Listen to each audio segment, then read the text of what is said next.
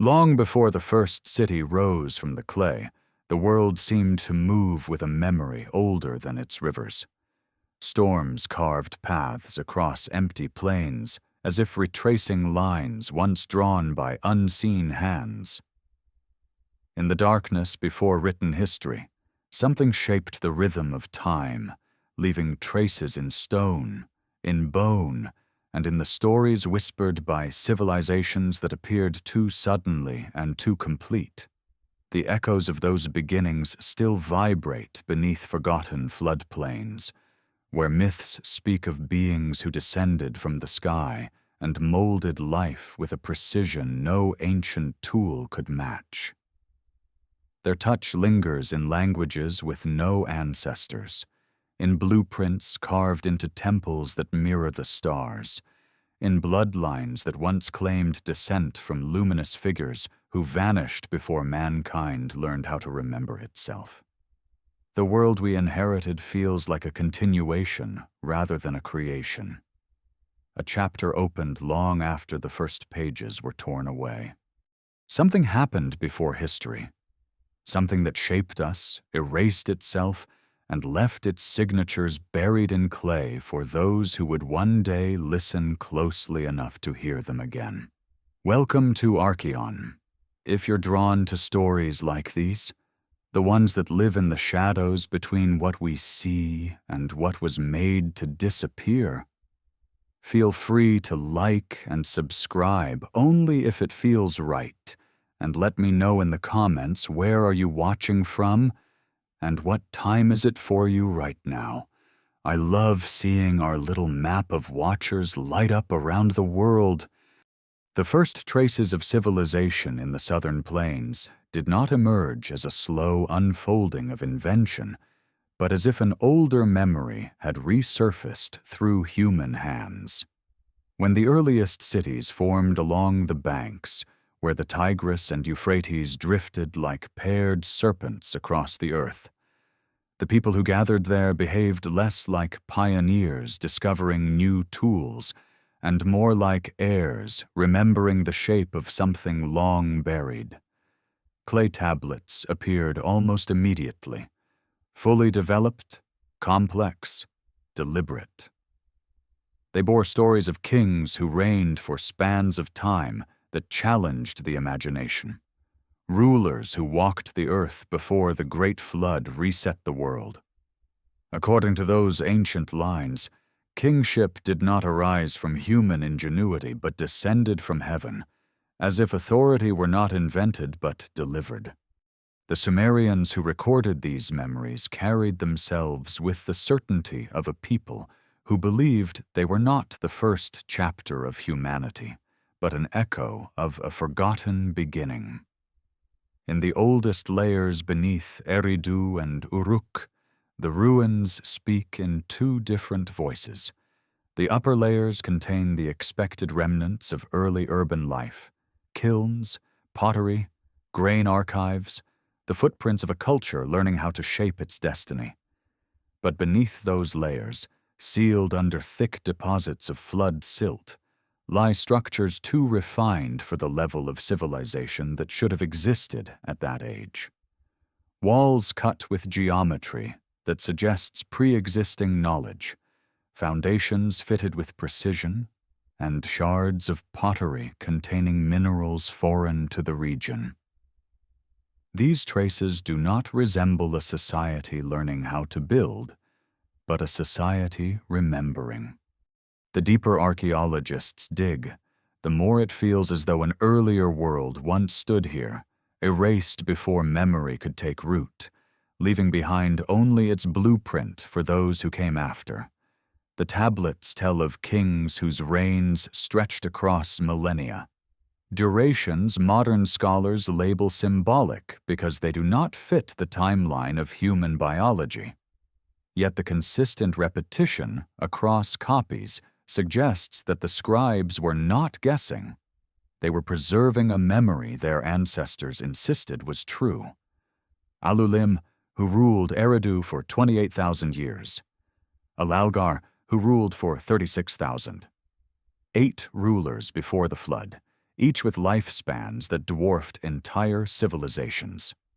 To call these figures mythical is easier than facing the possibility that the Sumerians were describing a race of beings whose relationship with time differed from our own.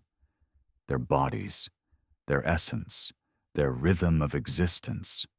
Something about them stretched far beyond the fragile boundary of the human lifespan.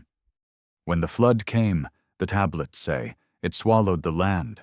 It was not just water but silence, an obliteration of memory, a leveling of worlds. Cities vanished, bloodlines thinned. When the waters receded, kingship descended once more, but this time in a diminished form. Rulers still bore the marks of divine inheritance, but their reigns were measured in hundreds of years instead of thousands. The transition feels like watching a flame dim, not extinguish, but settle into something mortal. The memory of the gods' presence lingered, but their footsteps no longer pressed into the soil with the same weight. What remained was a hybrid world, half divine origin, half human continuation. Archaeologists uncovering the flood layers noticed that the older strata contained bones, unlike those found above. Some skulls were elongated with volumes slightly larger than typical human proportions. The official reports explained them as ritual binding, a form of cranial deformation practiced in various ancient cultures. But several specimens lacked the telltale signs of binding. The elongation was natural, built into the bone itself. The sutures fused differently, the cranial vault shaped in a way that suggested a lineage not quite Homo sapiens, and not entirely something else. These bones were catalogued, stored, and quietly removed from the narrative of early civilization. They did not fit the story archaeologists were prepared to tell. Cylinder seals carved with meticulous detail depict towering figures wearing what look like intricate helmets and garments ornamented with unfamiliar patterns. They hold objects the ancient scribes labeled ritual instruments, but the shapes resemble devices with defined structure and purpose. The figures dwarf the humans who bow before them, constructing a visual hierarchy that reinforces the textual claim. The first kings were not men as we know men. They were intermediaries between heaven and earth, carriers of knowledge, bearers of a lineage that predated the flood. The concept of the Emir, divine decrees encoded into existence itself, reveals how the Sumerians understood creation. Emir was not a rule, but a pattern, a design woven into the structure of reality. In myths, Enki stores these formulas in his temple, granting them selectively. Civilization, then, is not invention, but inheritance. The act of creation becomes less mystical and more procedural, like a transfer of instructions from one realm to another. The Sumerians seemed to believe that the earliest humans were shaped with purpose, engineered rather than birthed, molded from clay mixed with essence, blood of the gods, infused with the capacity for work, thought, and obedience. This echoes eerily with modern concepts of genetic shaping, even though the mythic language masks the biological precision. In the Epic of Atrahasis, the descriptions are strikingly anatomical. Clay is mixed with divine flesh. The womb goddess molds the mixture. The result is a being designed to relieve the gods of labor. The story reads less like metaphor and more like an attempt to recall a process beyond human comprehension. To the ancient mind, the blending of clay and divine elements could only be described through the materials they knew. But the rhythm of the narrative feels almost mechanical, a sequence of steps preserved through myth, because there was no language yet for science. When scribes etched these details into tablets, they may have been recording the final fading memory of a technology or intervention their ancestors witnessed but no longer understood. The city-states that rose after the flood, Kish, Uruk, Ur, did not emerge with the experimental chaos typical of early societies. They appeared with structure, ritual, architecture aligned to the stars, and administrative systems that felt inherited. Writing arrived fully formed, not in crude pictographs, but in a script already capable of expressing complex grammar and abstract thought. Sumerian did not evolve from a simpler precursor. It appeared suddenly, with no known parent language and no descendants. Linguists call it an isolate, but isolation is description, not explanation. A language without lineage is an anomaly. A language that appears simultaneously with writing, mathematics, and astronomy at a level far beyond early cultural development is a puzzle that refuses to stay quiet. Within the archives of the temples, scribes practiced phonetic drills that look less like natural language development and more like instruction manuals for a tongue foreign to the people learning it. Repeated sounds, mantras, structured pronunciation. As if someone had taught humans a language that belonged to another world, another species, another consciousness. Some researchers have noticed mathematical harmonics embedded within the poetry and incantations, intervals that correspond to frequencies known to affect the human nervous system. When spoken aloud in reconstructed pronunciation, ancient Sumerian produces resonances that vibrate strangely through the body.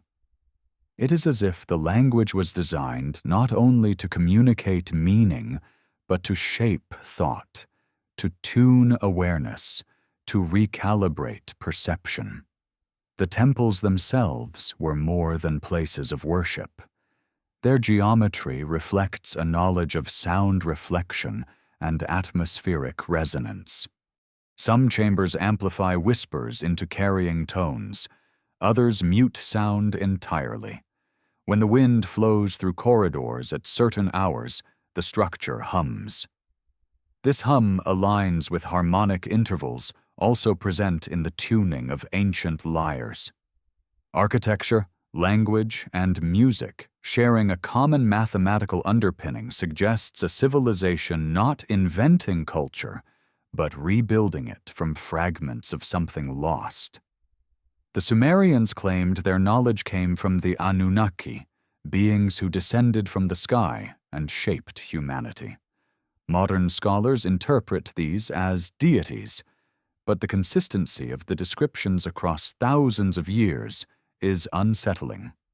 Tall beings with elongated skulls, eyes larger and more reflective, instruments worn on wrists, small bucket-like objects carried at their sides.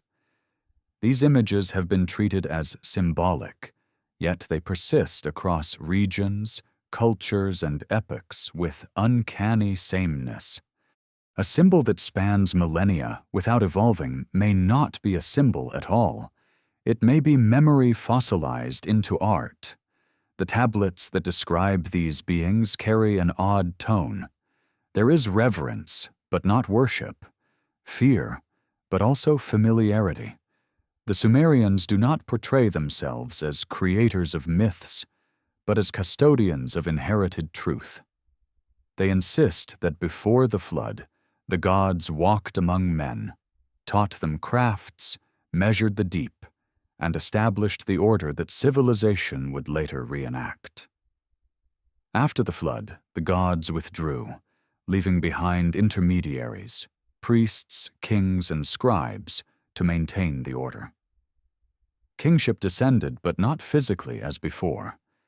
Instead, it became a lineage, a resonance, a fragment of divine essence buried in human blood. The early kings were chosen not by election or conquest, but by inheritance, by the faint signature of something ancient still humming in their veins. Over time, this inheritance thinned, lifespans shortened, the clarity of memory dimmed. What had once been direct transmission became ritual. What had once been presence became symbol. Yet the architecture, the language, the myths, and the bones beneath the temples all whisper the same idea. Humanity is not a self-made species. We are the continuation of an experiment, the survivors of a world that vanished, the carriers of a story older than our own consciousness. And if the earliest civilizations remembered something extraordinary, then the question is not whether their stories were true, but what exactly they were trying to preserve before the silence swallowed everything they once knew. Beneath the dust of vanished kingdoms and the slow erosion of memory, the story of the human race folds into patterns too deliberate to be coincidence. When the floodwaters receded and a new world rose from the silence, the survivors did not rebuild blindly. They shaped their cities, their rituals, and their language with the precision of people who were not inventing civilization for the first time, but reenacting instructions left behind by those who once ruled the earth. The oldest temples stand not as raw attempts at religion, but as monuments built according to inherited geometry. Their staircases aligned with stellar cycles, their inner chambers tuned to frequencies that vibrate like the echo of a forgotten voice. The Sumerians did not claim these designs as their own. They attributed them to the Anunnaki, those who walked the sky, who withdrew after the flood, leaving behind blueprints carved in clay and memory. The collapse of the pre-flood world had not erased its influence. It had merely buried it beneath layers of time, waiting for the right hands to uncover it again. When archaeologists first descended into the earliest ruins of Kish, Uruk, and Eridu, they encountered foundations so deeply layered that each stratum might as well have belonged to a different planet. The upper levels held ordinary relics of ancient life, but beneath the thick bed of flood silt lay remnants of a civilization that should not have existed so early. Walls vitrified by extreme heat, pottery made from clays mixed with minerals absent from the region, and stone cuts too precise for the primitive tools attributed to humanity at that stage. These anomalies were quickly labeled as natural distortions, anomalies of geology, or contamination. Yet the deeper excavators dug, the more contradictions arose. The lower ruins seemed older, but more sophisticated.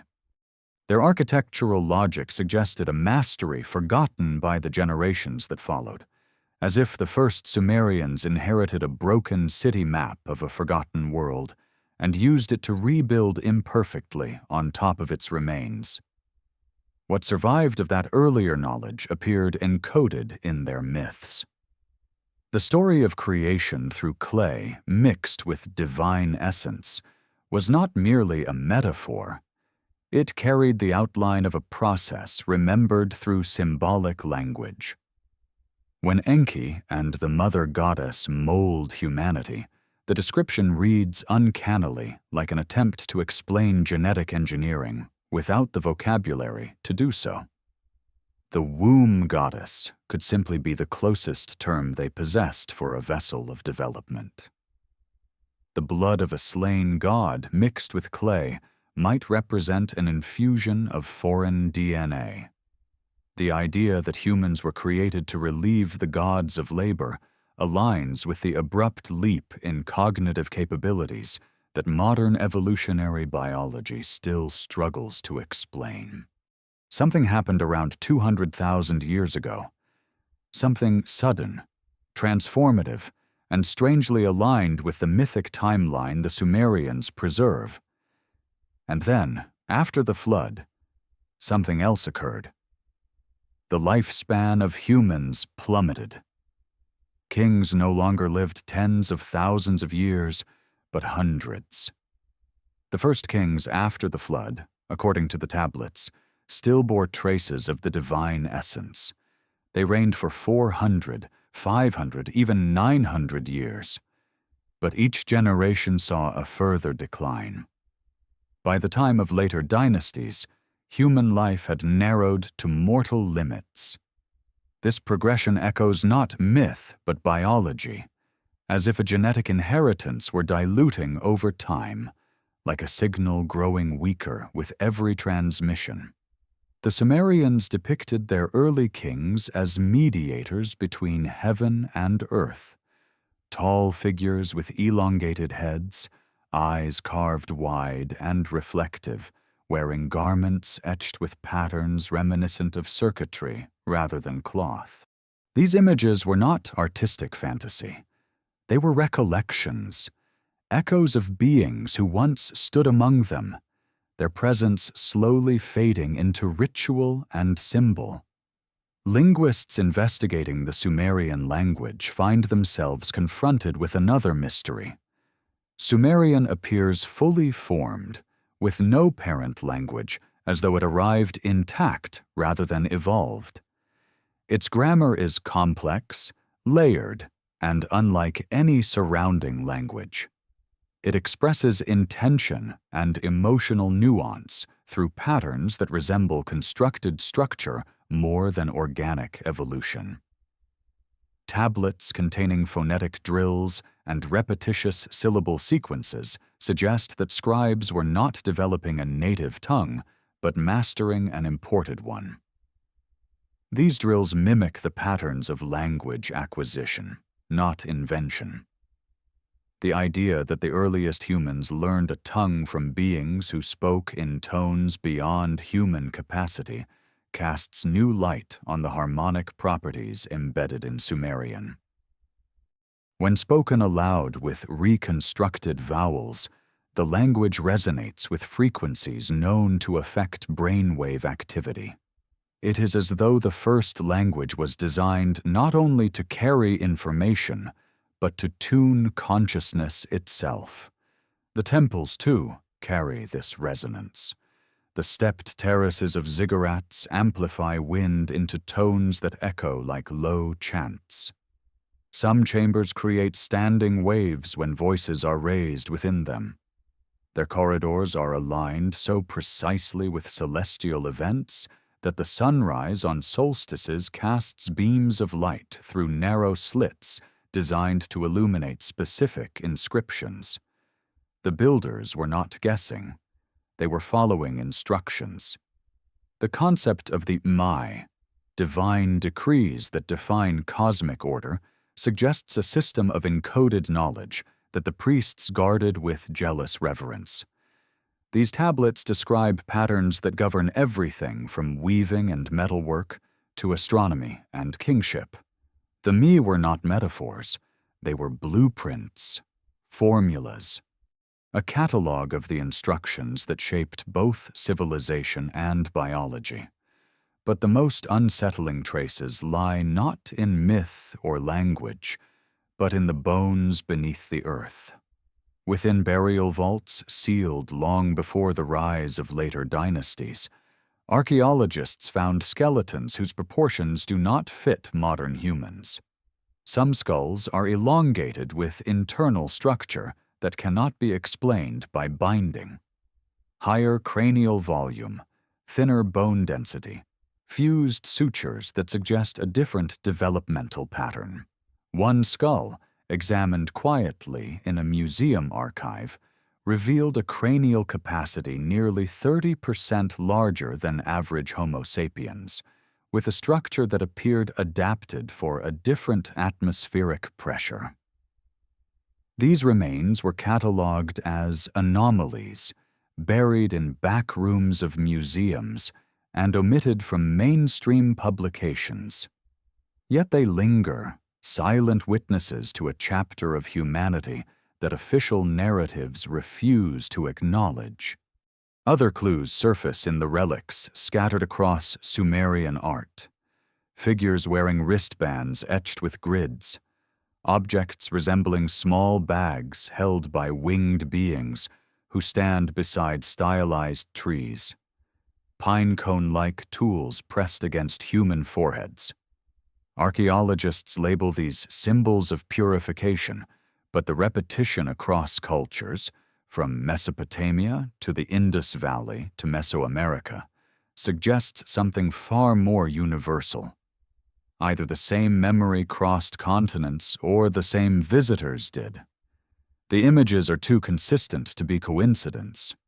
They depict beings who interacted with early humans, taught them, judged them, and eventually withdrew, leaving behind a fragmented but persistent record in stone. The Sumerians believed that humanity once shared a single language, a unified speech that connected all minds. In their myths, Enki shatters this unity by releasing the Nam-shub of confusion, a binding word that fractures language. This act parallels the story of Babel, where divine intervention breaks a universal tongue into many. But beneath the myth lies a more chilling possibility, that the original language was not merely communication, but a control system, a way to synchronize thought across a population. If such unity existed, then shattering it may have been necessary to prevent humanity from accessing knowledge once meant only for the gods. Language evolution may be less a natural process and more a managed forgetting.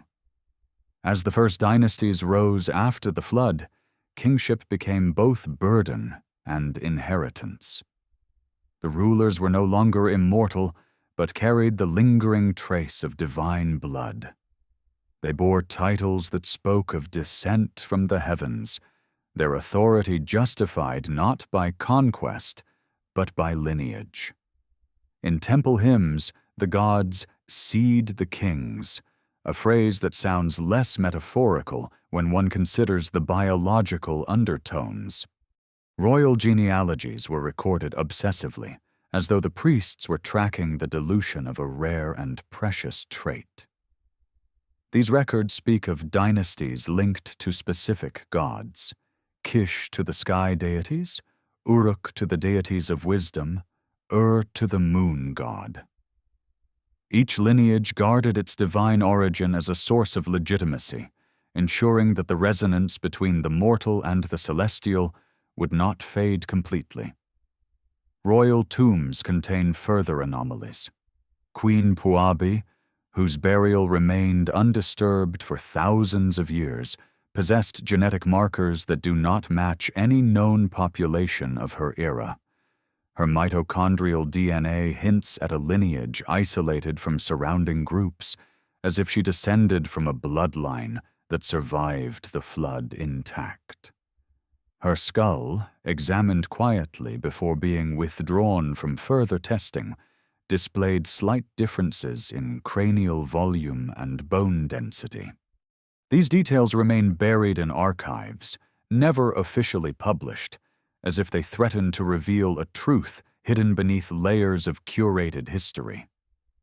Beyond bloodlines lies another inheritance, the architecture of silence. After the flood, the gods no longer walked among humans openly. Their will was executed through priests and scribes who interacted with the divine not through presence but through ritual, sound, and script.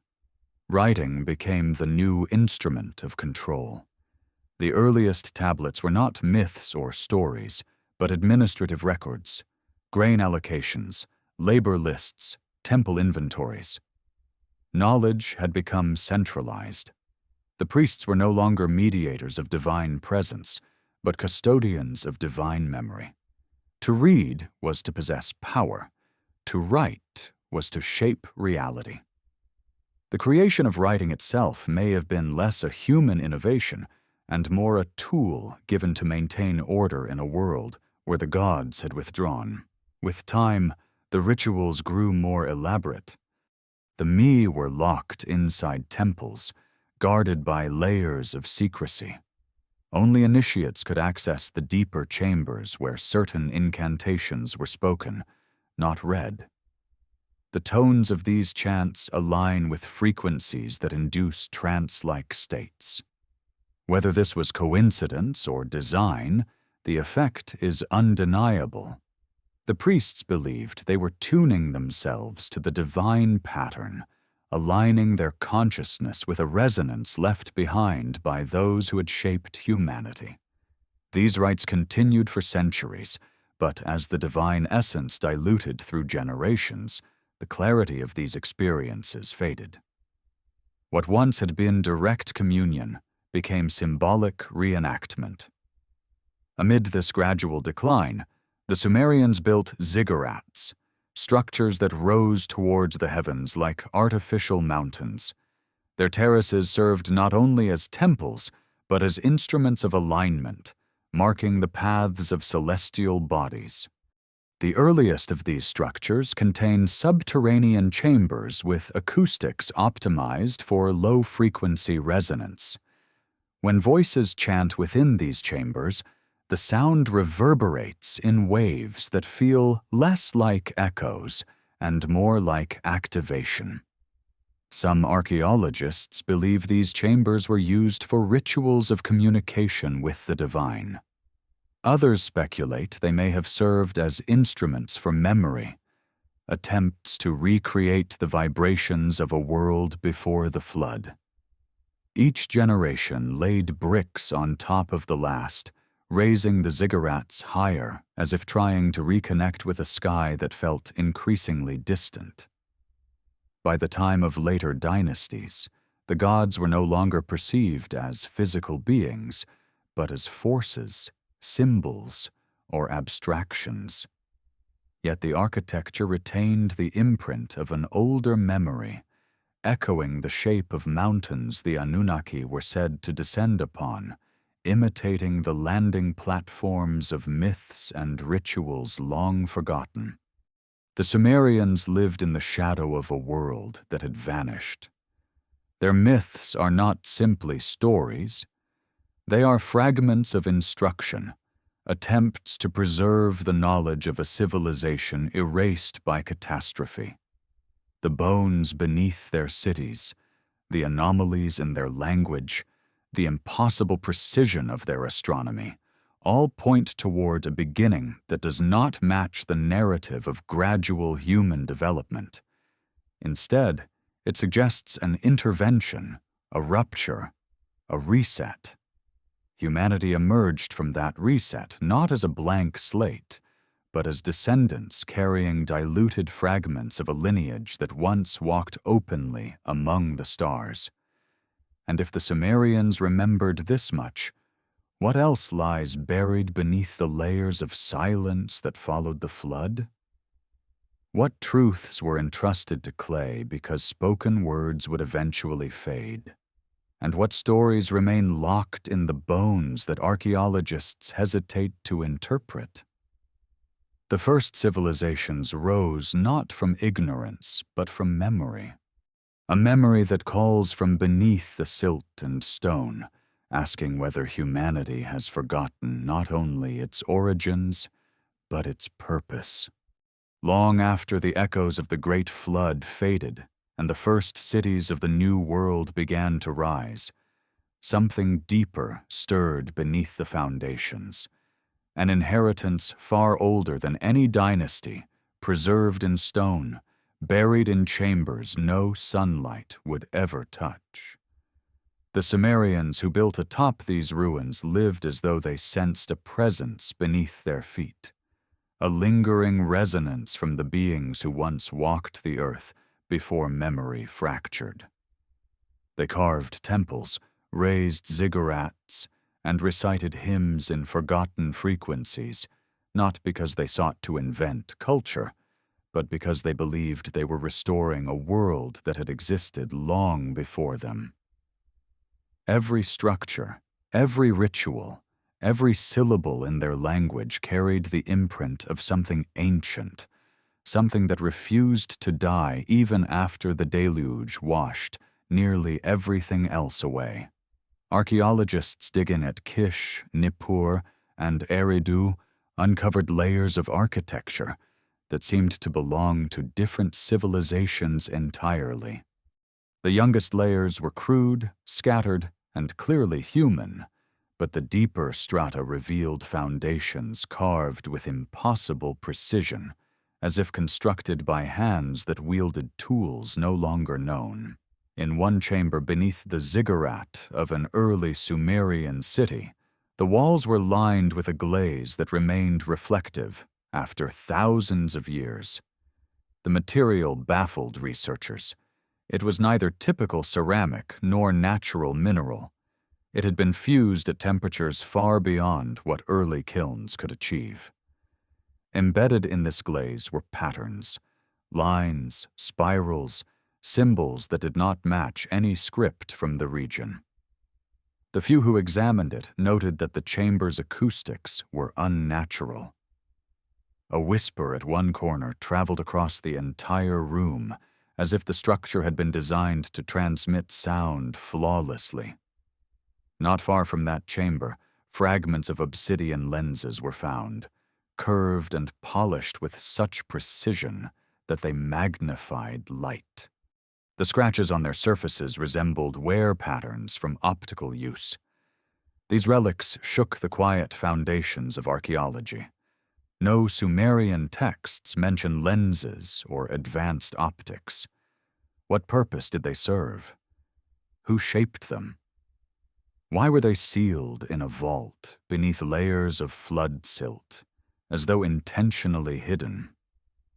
The site was swiftly closed, the find overshadowed by political unrest, and the artifacts disappeared into private vaults where such anomalies often go to sleep under the weight of bureaucracy. The deeper the excavations reached, the more apparent it became that the first Sumerians inherited a partially erased world. Their sudden mastery of astronomy, mathematics, and writing, disciplines that should have taken millennia to develop, appeared less like invention and more like rediscovery. The earliest astronomical tablets from Sumer record the paths of Jupiter and Venus with uncanny precision. They predict eclipses with errors so small that their accuracy rivals medieval observatories. Scholars often explain this by imagining generations of careful stargazing, but the evidence contradicts that narrative. Writing emerged almost simultaneously with this astronomical knowledge, leaving no trace of slow evolution. It was as if the first scribes copied a curriculum handed down from an older, vanished era. Some tablets even describe lights in the sky that moved without sound, objects that descended in pairs, and wheels of fire hovering above water. These passages have been interpreted as metaphors, but the language used is observational, not poetic. The Sumerians separated myth from measurement with great care. When their tablets describe celestial patterns, they do so with mathematical rigor. When they describe descent from heaven, the tone shifts, less scientific, more reverent, but still grounded in the rhythm of lived experience. Something descended. Something arrived. Something taught. The architectural anomalies extend beyond chambers and lenses. Across Mesopotamia, geometric patterns appear in monumental constructions, ziggurats aligned with constellations, temples designed to echo stellar positions, and boundary stones carved with maps of the heavens.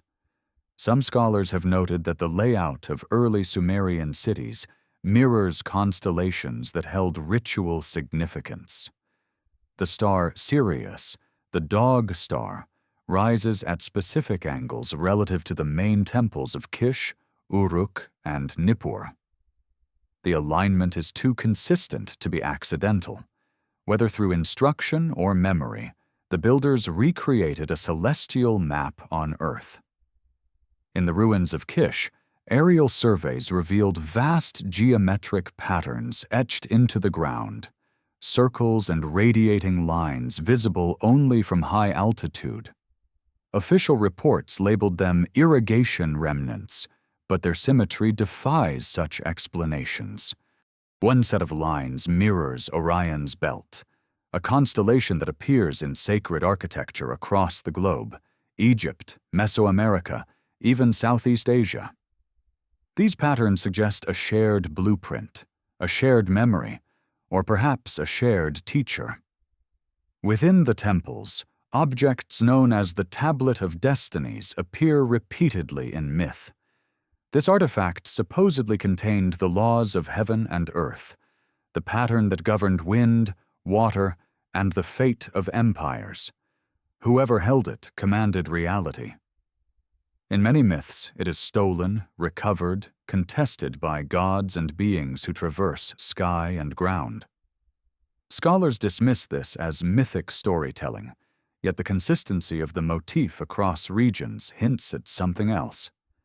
Perhaps the tablet was not a literal stone, but a record, a device, or even a set of instructions. Knowledge from the pre-flood world preserved in physical form. Throughout Mesopotamian art, the same imagery recurs: tall beings holding a small bucket and a pine cone-shaped tool. They touch the pine cone to the heads of kings and initiates. Today, the scenes are labeled as purification rituals, yet the repetition suggests a functional object. The pine cone resembles devices depicted in cultures thousands of miles apart. The bucket always appears in the same hand, the same posture, the same proximity to sacred trees. These trees are often shown with branches in symmetrical spirals, motifs that resemble energy diagrams more than botany. What were the Sumerians trying to depict? A ritual? A technology? A memory? The bones beneath ziggurats whisper a darker story: elongated skulls, tall skeletons, rib cages shaped differently. Some showed evidence of trepanation, circular holes carved into bone with unnatural precision. In one sealed chamber beneath Eridu, excavators found a skeleton taller than any known Sumerian, its limbs oddly proportioned. The official report chalked it up to genetic variation or disease. But private notes from the lead archaeologist suggested otherwise. The bones seemed adapted to lower gravity. The joints were shaped for a gait unlike that of humans. These notes were never included in the published findings. In northern Mesopotamia, beneath layers of Assyrian and Babylonian ruins, lay the library of Ashurbanipal. Tens of thousands of tablets, many older than the library itself. Ashurbanipal boasted that he could read the writing of the ancients, inscriptions carved before the flood.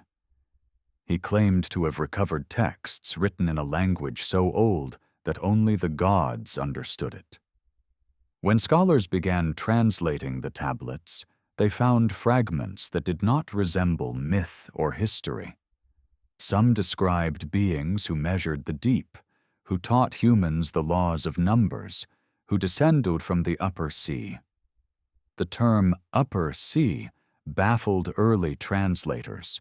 Some interpreted it as the sky, others as a celestial realm beyond the sky. But to the Sumerians, the upper sea was the expanse above the atmosphere, a mirror of the waters below, a cosmic ocean surrounding the world. If their cosmology preserved even distorted fragments of a memory, then those who descended from the upper sea were not deities of imagination, but travelers from realms beyond the familiarity of early humans. Other fragments described fierce conflicts, celestial wars fought between beings of great radiance. These conflicts, recorded in the tone of distant memory, resemble the wars of gods in other ancient traditions. Titans against Olympians, Devas against Asuras, the Shining Ones against the Watchers. Perhaps these stories do not describe separate mythologies, but multiple cultural reflections of a single ancient event. In one text, a being described as half-man, half-bird steals the tablet of destinies and flees into the sky. The image resembles depictions from later cultures: eagle-headed gods, winged beings, sky travelers. When these motifs span continents, one begins to wonder whether humanity was attempting to describe flying machines using the only language available. Feathers, wings, talons, and wind, all metaphors for technology beyond ancient comprehension. The Nineveh tablets also contain references to the giants, beings created when divine essence mingled with human women. These giants grew violent and were wiped out by the flood. The parallels to the Book of Enoch and Genesis are unmistakable. But the Sumerian texts are older, far older. They treat the existence of these hybrid beings as historical memory, not allegory. The flood becomes not merely a moral punishment, but a biological reset, an attempt to erase the consequences of a forbidden mixture. Modern genetic studies reveal something equally strange. Early populations across Mesopotamia, Anatolia, and the Zagros Mountains contain haplogroups that appear abruptly and vanish just as quickly. Mitochondrial lines emerge out of nowhere and then disappear in a few generations. Some sequences appear too divergent to fit known evolutionary patterns. These anomalies are usually attributed to data gaps, contamination, or founder effects. But their geographic clustering matches precisely the regions associated with early Sumerian myths of divine intervention. Around 70,000 years ago, humanity experienced a bottleneck so severe that nearly all genetic diversity was erased. Mitochondrial Eve, the single maternal ancestor of all modern humans, appears at this time. Later, Y-chromosomal Adam emerges tens of thousands of years afterward. Scientists debate the causes: volcanoes, climate shifts, sheer chance. But the Sumerian tablets offer a different narrative: a cleansing, a reset, a deliberate narrowing of the human line to erase corruption and begin anew. Further anomalies lie in what the human genome lacks. Over 200 sections of genetic code appear to have been removed cleanly, as though cut out. These sections relate to cognitive development and immune regulation. No gradual mutation, no evolutionary transition, just absence. As though someone edited humanity, simplified the blueprint, prevented certain traits from expressing. The Sumerians would have recognized this instantly. After the flood, they said, the gods shortened human life. They limited memory. They reduced the divine spark so that humans could not challenge the cosmic order. The dilution of royal bloodlines, the shrinking of lifespan, the thinning of divine inheritance all echo in the biology of modern humanity, and still, the Sumerians built, remembered, and recorded. Their clay tablets became the vessels of a story too dangerous to tell in full. They preserved fragments, myths, rituals, genealogies, like shattered pieces of a mirror reflecting a world wiped clean. The priests who guarded these tablets understood their power. They edited, altered, and curated the narrative as dynasties rose and fell. But the deeper truth remained buried beneath their silence. For in the end, the Sumerians did not see themselves as the beginning. They saw themselves as the survivors of something older, a continuation, a remnant of a civilization erased by floods, fire, or cosmic intervention. Their myths were not inventions, but memories. Their gods were not metaphors, but recollections, and their cities were attempts to rebuild an order that once governed the world directly. As the centuries passed, humanity forgot. The divine blood thinned, the languages fractured, the rituals lost their resonance, the ancient instructions faded into superstition. What had once been direct knowledge became myth, and myth became metaphor. But the bones beneath the ziggurats, the impossible precision in the tablets, the echoes of an ancient language that hums through the human nervous system, all silently defy the forgetting. And deep beneath the sands of the Middle East, sealed chambers still sleep, chambers built before the flood, crafted by hands that were not entirely human, waiting for the day when their walls will be touched again, not by archaeologists seeking relics, but by descendants who finally remember what their ancestors once were. Long before the first priest set his reed stylus into wet clay, the world beneath Sumer was already layered with stories that no mouth dared speak aloud. By the time the earliest dynasties emerged, the architects of silence had long been at work, shaping memory, filtering knowledge, and constructing a world-view designed not to reveal the past, but to protect the present from it. The Sumerians who rose after the flood did not simply inherit myths. They inherited a system, a structure of authority woven around the careful control of information. Their priests were not merely interpreters of the divine. They were custodians of forgotten science, guardians of rituals whose meanings had grown opaque, and stewards of the fragments left behind by those who once ruled openly. As the new world rebuilt itself from the ruins, every city-state became an echo chamber of a deeper, older remembrance, a remembrance encoded in brick, in prayer, and in silence. The rise of writing did not democratize knowledge. It imprisoned it. The earliest tablets from Uruk record rations, offerings, labor assignments, simple data points, seemingly mundane. But these were not the idle scribblings of a society learning to write.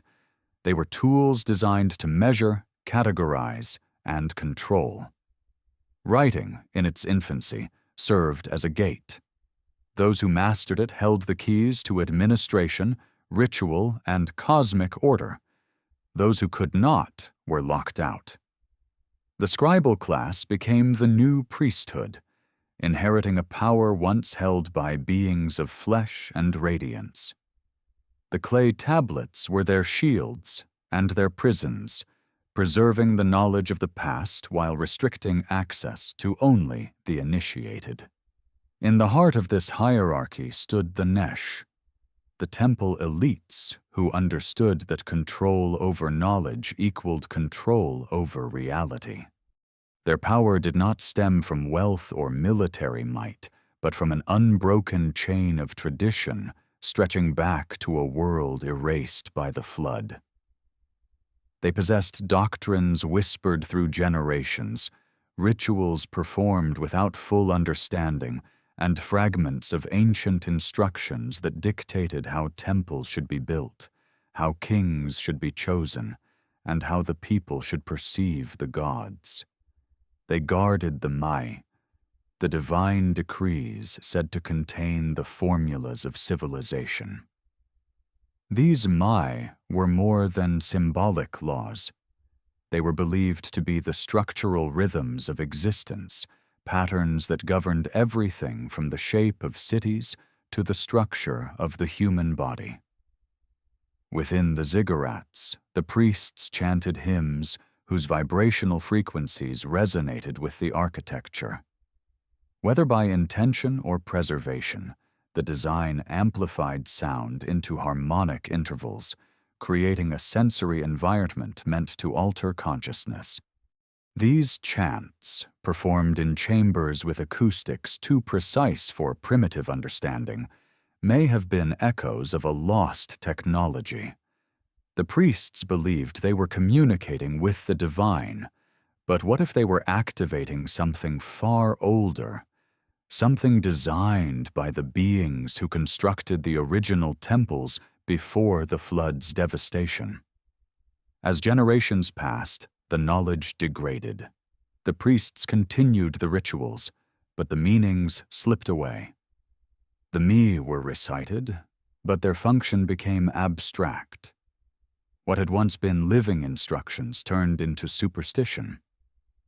Yet the architecture remained. The geometry persisted. The alignments still pointed toward the stars, as if the builders hoped the heavens might remember what the earth had forgotten. In time, the kings assumed a pivotal role in preserving this cosmic memory. They were not simply rulers, they were embodiments of continuity, positioned between humanity and the fading echoes of the divine. Their authority hinged on their bloodline, an inheritance believed to trace back to the shining beings who descended before the flood. But as the centuries passed, that blood diluted. The early kings, with lifespan measured in centuries, gave way to rulers who lived barely long enough to see their grandchildren. The priests compensated for this decline by crafting elaborate coronation rites that symbolically infused the king with the divine essence. The sacred marriage ritual, in which the king united with the high priestess embodying Inanna, was more than ceremony. It reenacted the ancient union between human and divine, striving to sustain a connection that biology could no longer maintain. Each dynasty guarded its genealogies like sacred treasure. The kings of Kish claimed descent from sky gods. The rulers of Ur traced their line to the moon deity Nana. These claims were not mere propaganda. They were attempts to preserve a fading signal, a genetic and symbolic inheritance slipping further away with every generation. The priests maintained these lineages not out of superstition, but out of fear. Fear that once the divine spark vanished entirely, the order imposed by the ancient architects would collapse, leaving humanity in chaos. But the guardianship of knowledge came with a darker responsibility. The priests also edited the past. In the ruins of Nippur, archaeologists discovered multiple versions of the same myths, with names altered, lines removed, meanings softened or reversed. These variations were not accidental copying errors. They were deliberate revisions designed to adjust the narrative to the political needs of the time. History, from its inception, was curated rather than recorded. The most dangerous truths were omitted. The most unsettling implications softened. The architects of silence shaped a past that could be endured, not one that reflected the full magnitude of what had been lost. Among the buried tablets of Ur lay fragments that hint at knowledge too volatile to survive in open memory. One shard recounts the chant of the binding frequency, a sequence of sounds believed to harmonize human consciousness with divine instruction. Another refers to the deep chambers beneath the Abzu, places where the gods stored the instruments of creation. A third fragment alludes to a moment when the voice of the gods became silent and the priests took the words into clay. These pieces, assembled together, suggest a profound shift. The transfer of power from beings of radiance to human intermediaries who both revered and feared the legacy they inherited. What emerged from this transition was a culture built on remembrance and forgetting. The Sumerians remembered just enough to preserve the structure of civilization, but not enough to challenge the limits imposed by the ancient architects. The priests maintained rituals they no longer fully understood. The scribes copied myths whose metaphors concealed truths they dared not interpret. The kings wore crowns that invoked a cosmic lineage they could no longer embody. And beneath it all, the deepest truths, those buried in the bones beneath the ziggurats and the sealed chambers of flood-scarred cities, remained untouched, wrapped in silence. Yet the evidence persisted. The elongated skulls found beneath Eridu and Kish, the optical artifacts hidden in museum vaults, the architectural features that matched impossible knowledge of sound resonance, the linguistic complexity of Sumerian with its harmonic intervals, the genealogical records that treated divine ancestry as biological fact. Piece by piece, a picture emerged of a civilization rebuilding from the fragments of something older, something far more advanced than the world that replaced it. The most striking of these fragments lies in the mathematical and astronomical knowledge embedded in Sumerian culture. The sexagesimal system, base 60, appears in their earliest tablets with no evolutionary precursor. This system enables precise calculations of angles, time, and celestial movement. Even modern science uses remnants of it in measuring degrees and minutes. The Sumerians tracked Venus's synodic cycle with accuracy, requiring centuries of observation. Yet writing itself had only existed for a few generations. How did such precision emerge so suddenly? The priests claimed the knowledge came from the gods. Modern scholars assume careful observation. But the timeline contradicts both explanations. The accuracy arrived too quickly, too fully formed. Some tablets depict celestial spheres with orbits drawn in concentric circles. One shows a central star surrounded by planets arranged in order. Another depicts a comet-like object entering the solar system. Scholars argue symbolism, but the precision suggests memory. The Sumerians may have inherited astronomical knowledge from a civilization that observed the heavens with tools beyond primitive capability. The priests believed that their rituals preserved the balance between heaven and earth. They spoke of cycles, ages governed by astronomical alignments. Some texts describe periods of destruction followed by renewal. The flood was one such reset. Others mention a dark age of forgetting, a time when humanity would lose the ability to hear the voice of the gods. According to these records, the role of the priests was not only to preserve knowledge, but to prevent the collapse of cosmic order by maintaining the rituals that aligned society with the heavens. But as centuries passed, the rituals lost their potency. The divine essence diluted. The bloodlines weakened. The priests grew more concerned with politics than cosmic order. The scribal schools began teaching standardized versions of myths, stripping away the complexity of earlier texts. The knowledge that once flowed from temple to temple became fragmented, regionalized, diminished. By the time the Sumerians reached their zenith, their civilization was already a paler shadow of what predated it. They built magnificent cities, but none matched the precision of the lost foundations buried beneath them. They charted the stars, but their charts mimicked patterns preserved by ancestors who no longer existed. They spoke of the gods, but the gods no longer walked among them. Their rituals echoed a resonance they could no longer hear. And yet, the architects of silence continued their work. In the Temple of Nippur, the priests maintained a secret archive, tablets not meant for public view. These tablets contained genealogical charts tracing the bloodlines of kings, back to the earliest rulers before the flood. Other tablets detailed rituals used only during coronations, believed to reenact the infusion of divine essence into the ruling line. A handful of tablets contained incantations designed to awaken the memory of heaven within the mind of the initiate.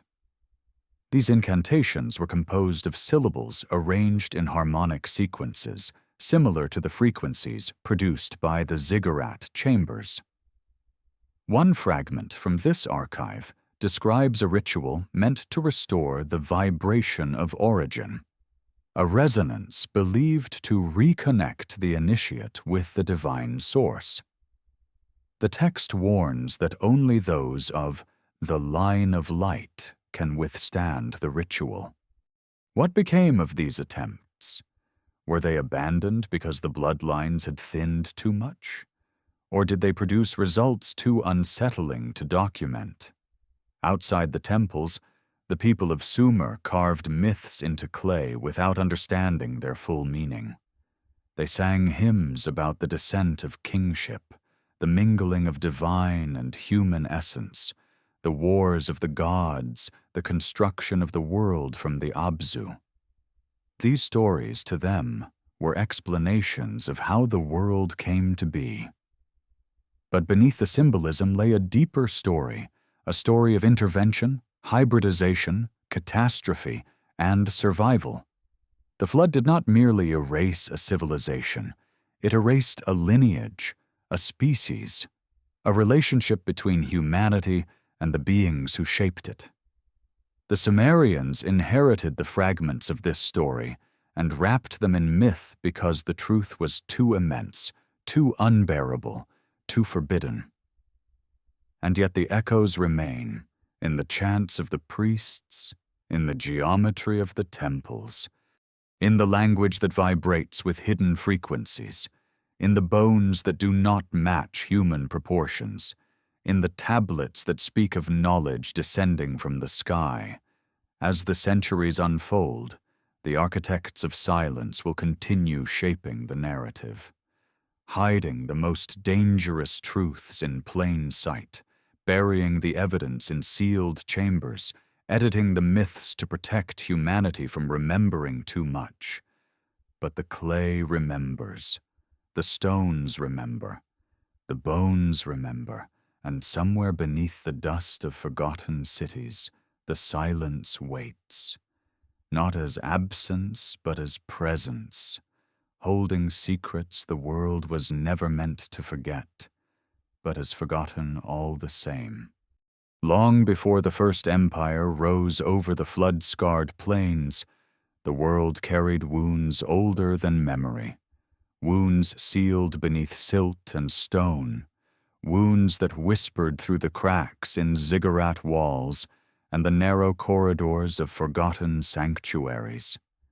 As the Sumerians rebuilt their cities from the bones of a drowned age, the earth beneath them continued to breathe secrets.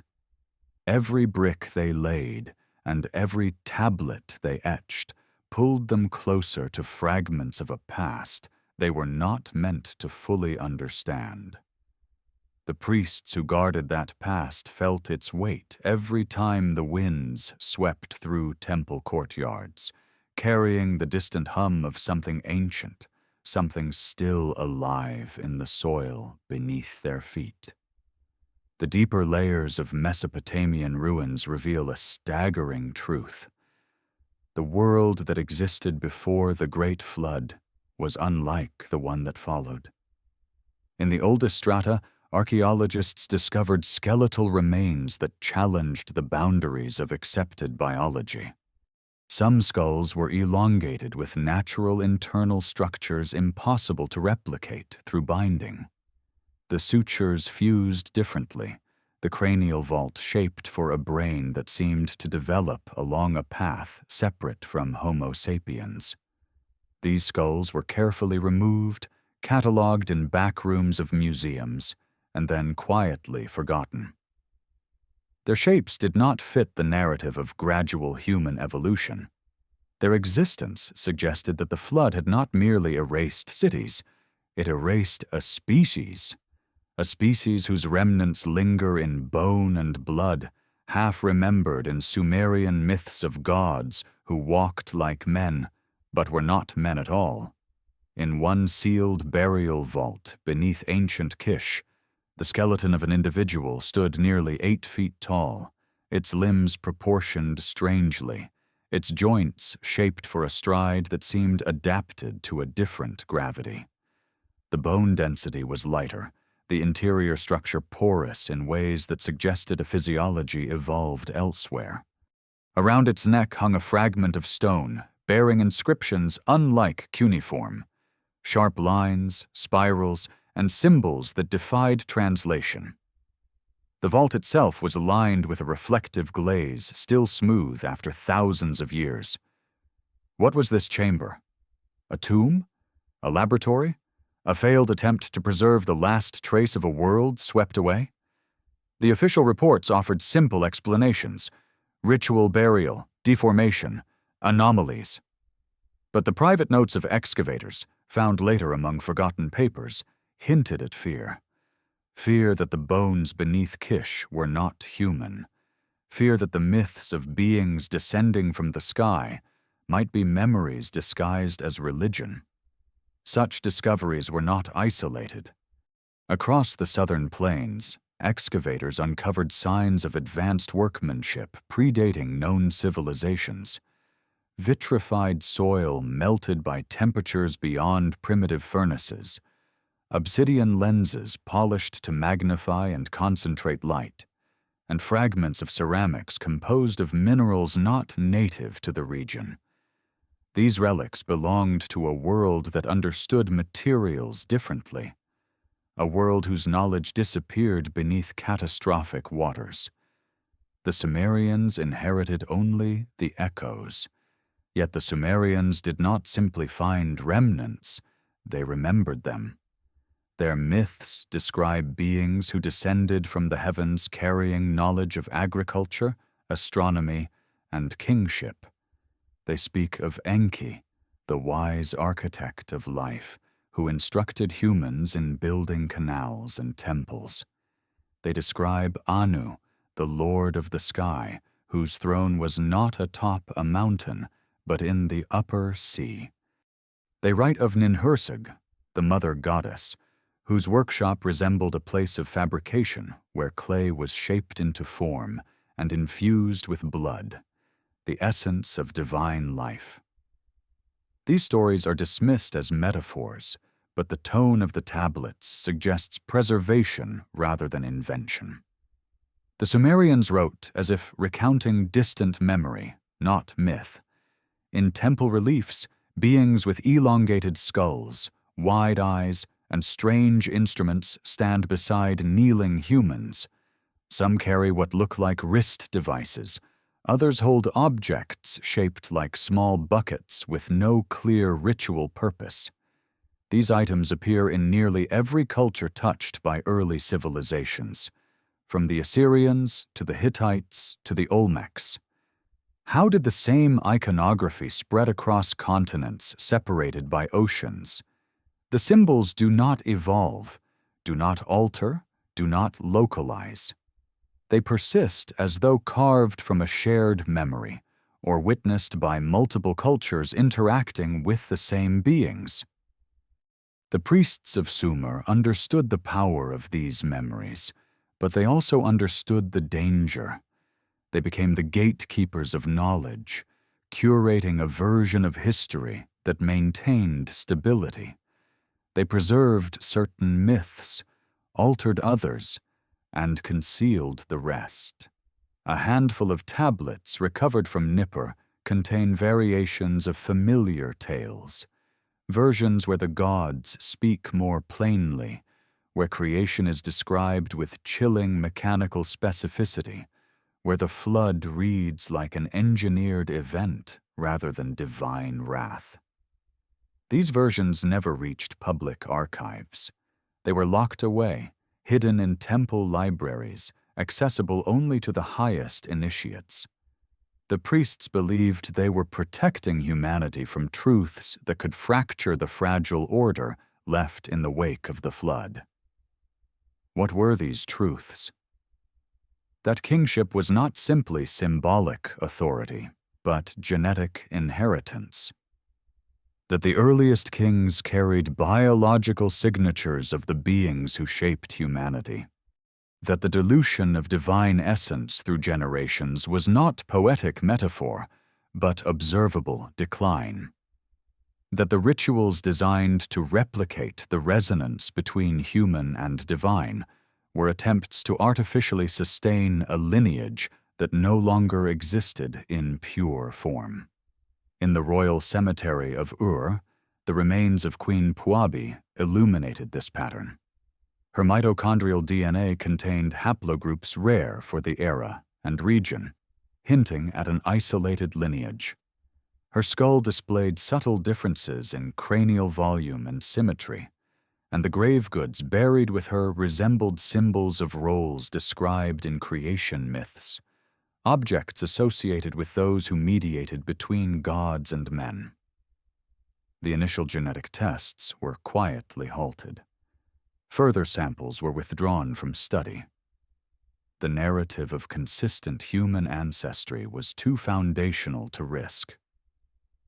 Beyond bones and bloodlines, the Sumerians encoded their memory of the ancient world in architecture. Ziggurats rose like tiered mountains, their dimensions aligned precisely to celestial markers. The angles of their staircases corresponded to solar patterns. The positioning of their terraces mirrored star paths. The chambers inside them were tuned to particular frequencies, producing resonance when chants were performed. These structures were not primitive worship platforms. They were instruments, devices constructed to harmonize earthly space with celestial cycles. Their design was inherited, not invented.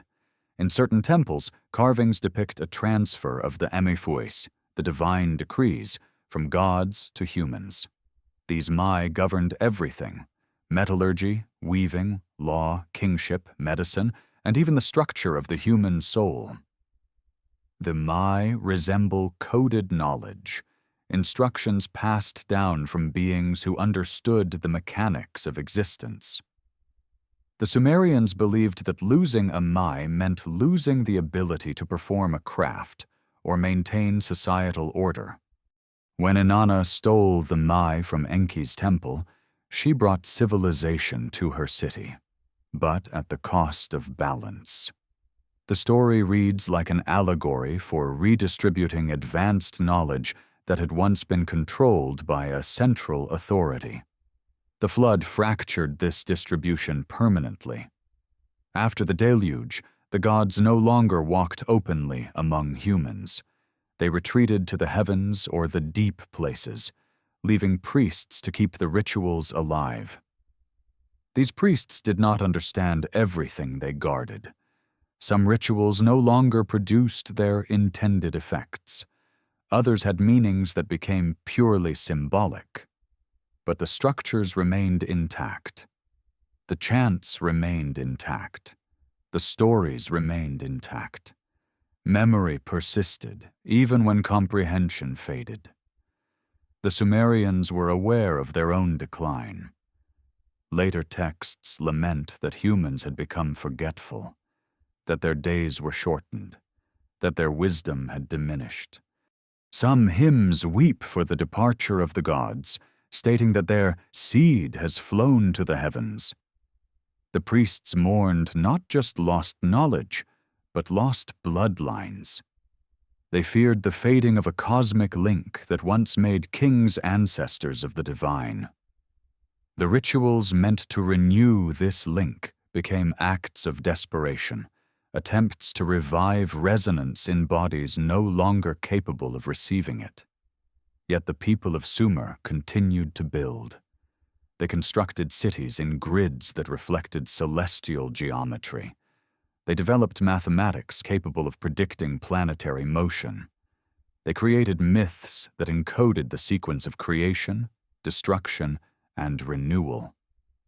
Their world was a map of an older world etched into clay.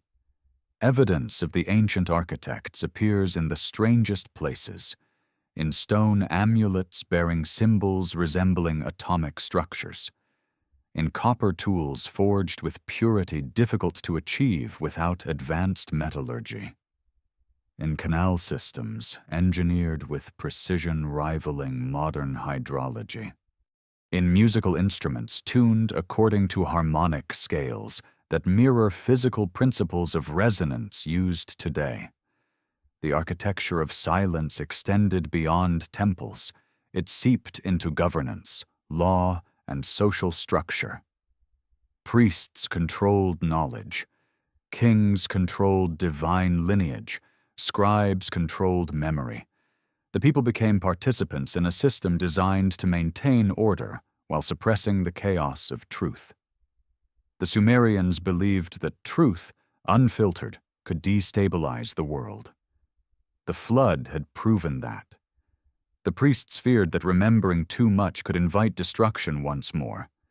Yet truth left clues everywhere. In the tablets of Ashurbanipal, nestled among myths and rituals, lie fragments of older stories, tales of wars between celestial beings, of descending sky chariots, of instructions left for rebuilding after catastrophe. The tone of these fragments is matter-of-fact, observational, as if describing events witnessed firsthand. The priests who copied them included only what they deemed safe. The rest was concealed. As time passed, the Sumerians became storytellers of a world they barely recognized. Their myths became metaphors. Their rituals became habits. Their language preserved harmonics of an older tongue even as its meaning drifted.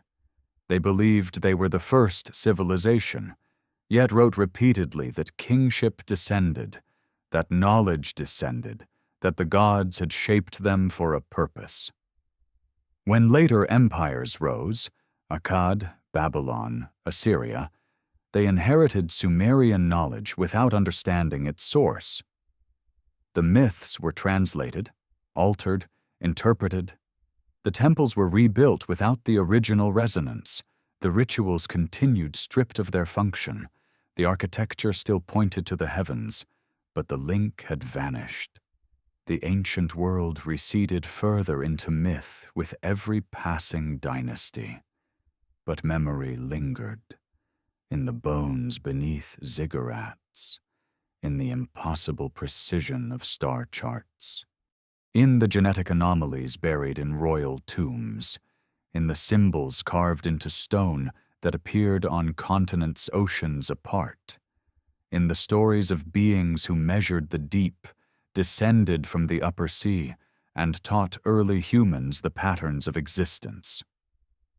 These remnants suggest that humanity's past is not a single, linear story of gradual development. It is a cycle of creation, intervention, destruction, and renewal. The Sumerians inherited the fragments of one such cycle. They preserved what they could, they concealed what they must, and they built a civilization atop the ruins of a world erased. As the centuries unfold and the sands shift, the earth continues to reveal pieces of this forgotten chapter. The priests of Sumer could silence the tablets, but they could not silence the soil. Every excavation uncovers new anomalies. Every discovery challenges the boundaries of accepted history. The flood washed away the world, but not its memory. And beneath the dust of ancient cities, the truth waits, silent, intact, and patient, knowing that one day humanity will ask the question it has feared for thousands of years. What came before us, and why did it vanish? Long after the first kings inscribed their names onto wet clay, long after the priests sealed the oldest hymns within temple walls, a different kind of remembrance began to surface across the land.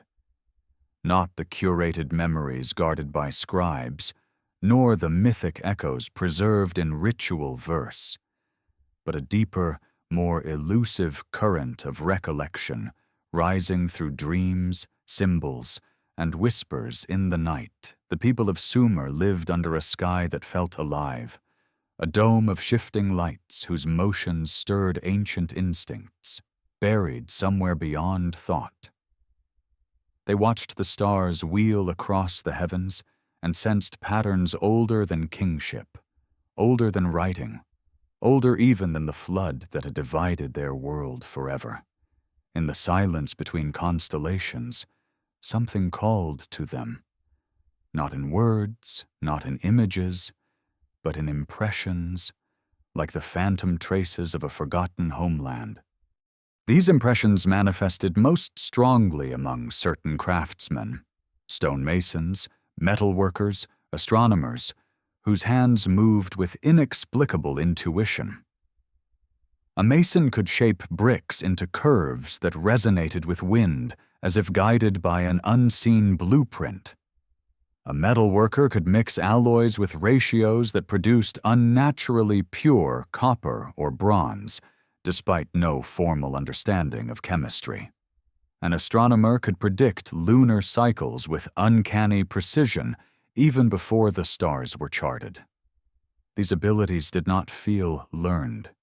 They felt remembered, as if some vestige of pre-flood knowledge persisted in their blood, flickering like embers carried across generations.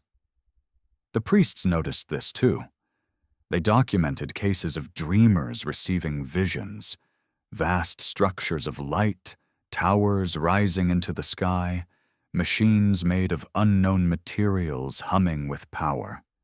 These dreams were not interpreted as omens, but as intrusions, remnants of a world erased so thoroughly that it could no longer be understood within the framework of human language. Some dreamers described beings of immense stature, their bodies luminous, their faces long and unfamiliar. Others described wars fought in the heavens, chariots of fire clashing above oceans of cloud. The priests recorded these visions, then locked the tablets away. They feared the dreams were breaches in the architecture of silence, a sign that humanity was remembering too much. At the same time, patterns in the sky began to trouble the astronomers. Venus's motions, recorded meticulously over centuries, showed anomalies that defied simple explanation. Mars appeared brighter in certain years, then dimmed unexpectedly. The moon's course shifted minutely, as if tugged by an unseen force. These celestial irregularities were written into tablets, hidden beneath layers of ritualized explanation. The priests spoke of omens, the people spoke of gods, but the astronomers sensed something else, echoes of cosmic rhythms remembered from an age when humans had been guided by beings who understood the heavens intimately. In the deep desert west of the Euphrates, explorers stumbled upon structures buried so deeply beneath sand and time that their origins became a matter of whispered speculation. These ruins were different. Their foundations were polygonal, fitted with joints too precise for typical Sumerian architecture. The stones bore grooves that seemed engineered to interlock, resisting erosion. Some blocks carried faint carvings depicting figures with impossibly long limbs and angular features. Others showed spirals reminiscent of star charts.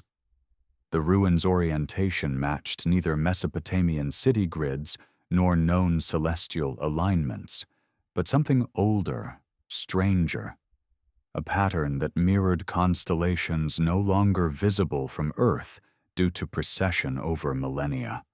One structure contained a chamber with walls coated in a shimmering residue that reflected light in shifting colors, like oil on water. When torches were brought inside, the walls glowed faintly, illuminating inscriptions that seemed to pulse like living things. These inscriptions did not match cuneiform or any known script. They were composed of repeating geometric symbols, triangles, spirals, fractals. The explorers who entered the chamber reported a strange effect. Standing within the room felt like being inside a thought. Sounds resonated unnaturally. The air felt charged. Words spoken aloud seemed to stretch, as if time itself thickened. The priests who investigated declared the site cursed. The ruins were sealed.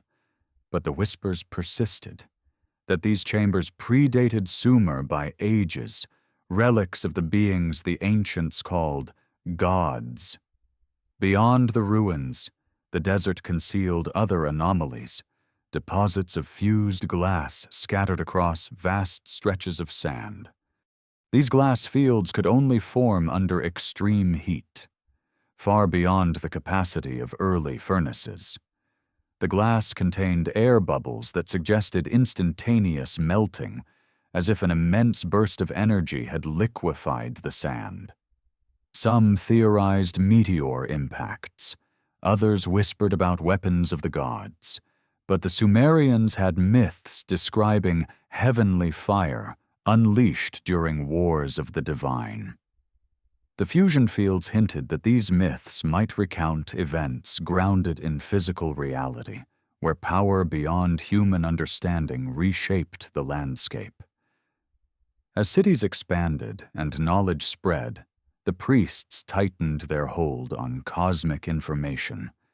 They controlled access to astronomical tablets, dictated interpretations of omens, and enforced strict ritual adherence.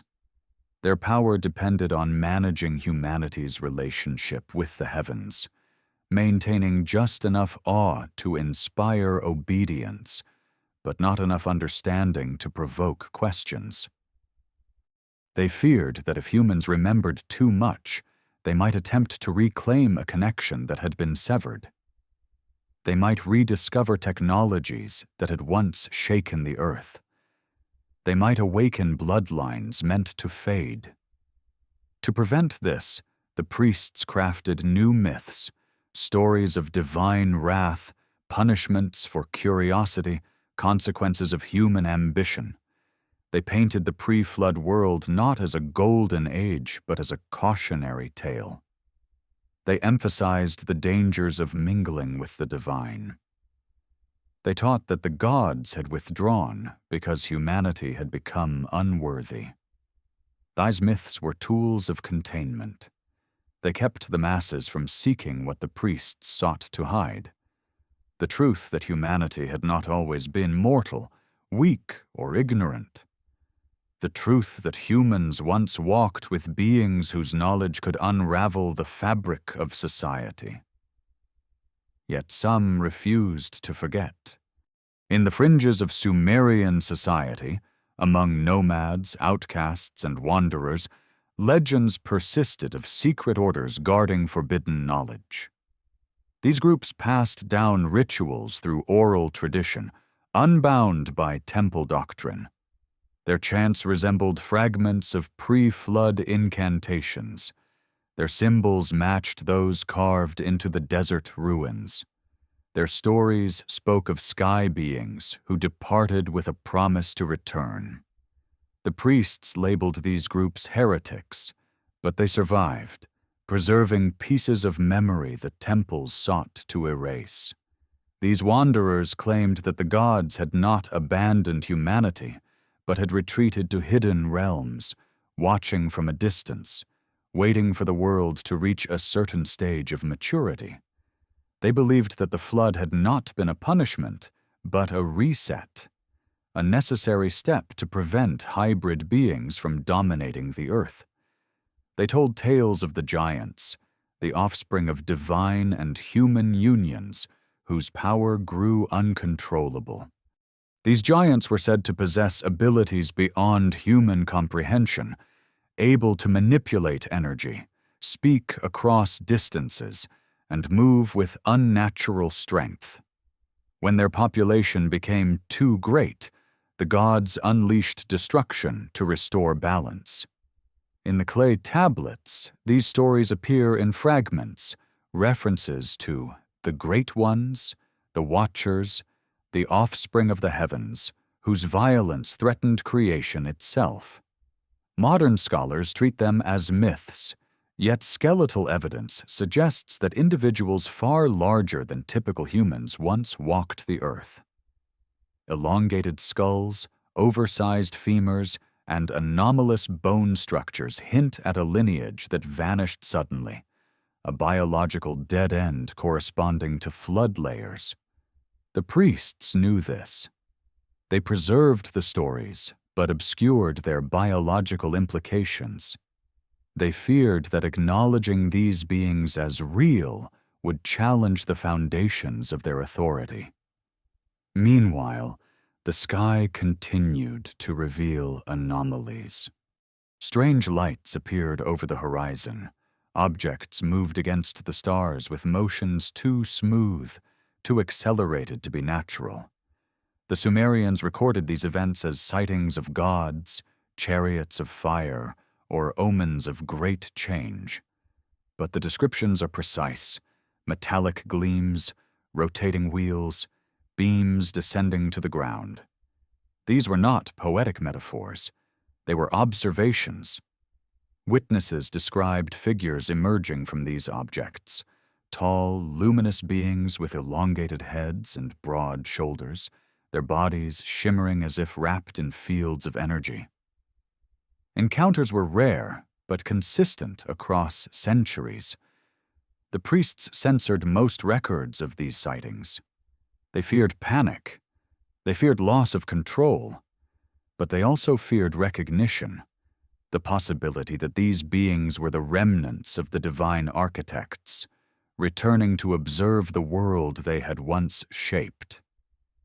If so, the priests' role as intermediaries became fragile. Their authority depended on the gods' absence. As the centuries unfolded, the Sumerians refined their star charts. They mapped constellations with precision rivaling modern instruments. They tracked lunar and planetary cycles with near-perfect accuracy. How did they achieve this? Their astronomical knowledge appeared too rapidly, too completely. It seemed inherited. The priests claimed the gods taught them. Modern scholars attribute it to observation.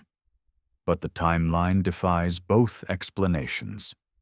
The knowledge emerged as if remembered, resurging after being suppressed by catastrophe. In later dynasties, as Sumer fragmented and merged into Akkad and Babylon, the echoes persisted. Hammurabi, in his law code, claimed his authority came from Anu and Enlil, the Sky Father and the Lord of Command. The image atop the stele shows a seated god handing symbols of power to a king. Traditional interpretation calls them scepters, but some scholars note their strange shapes, resembling rods with pointed ends, as if representing technological devices. The symbolism is clear. Kingship was a transfer of power, not a human achievement.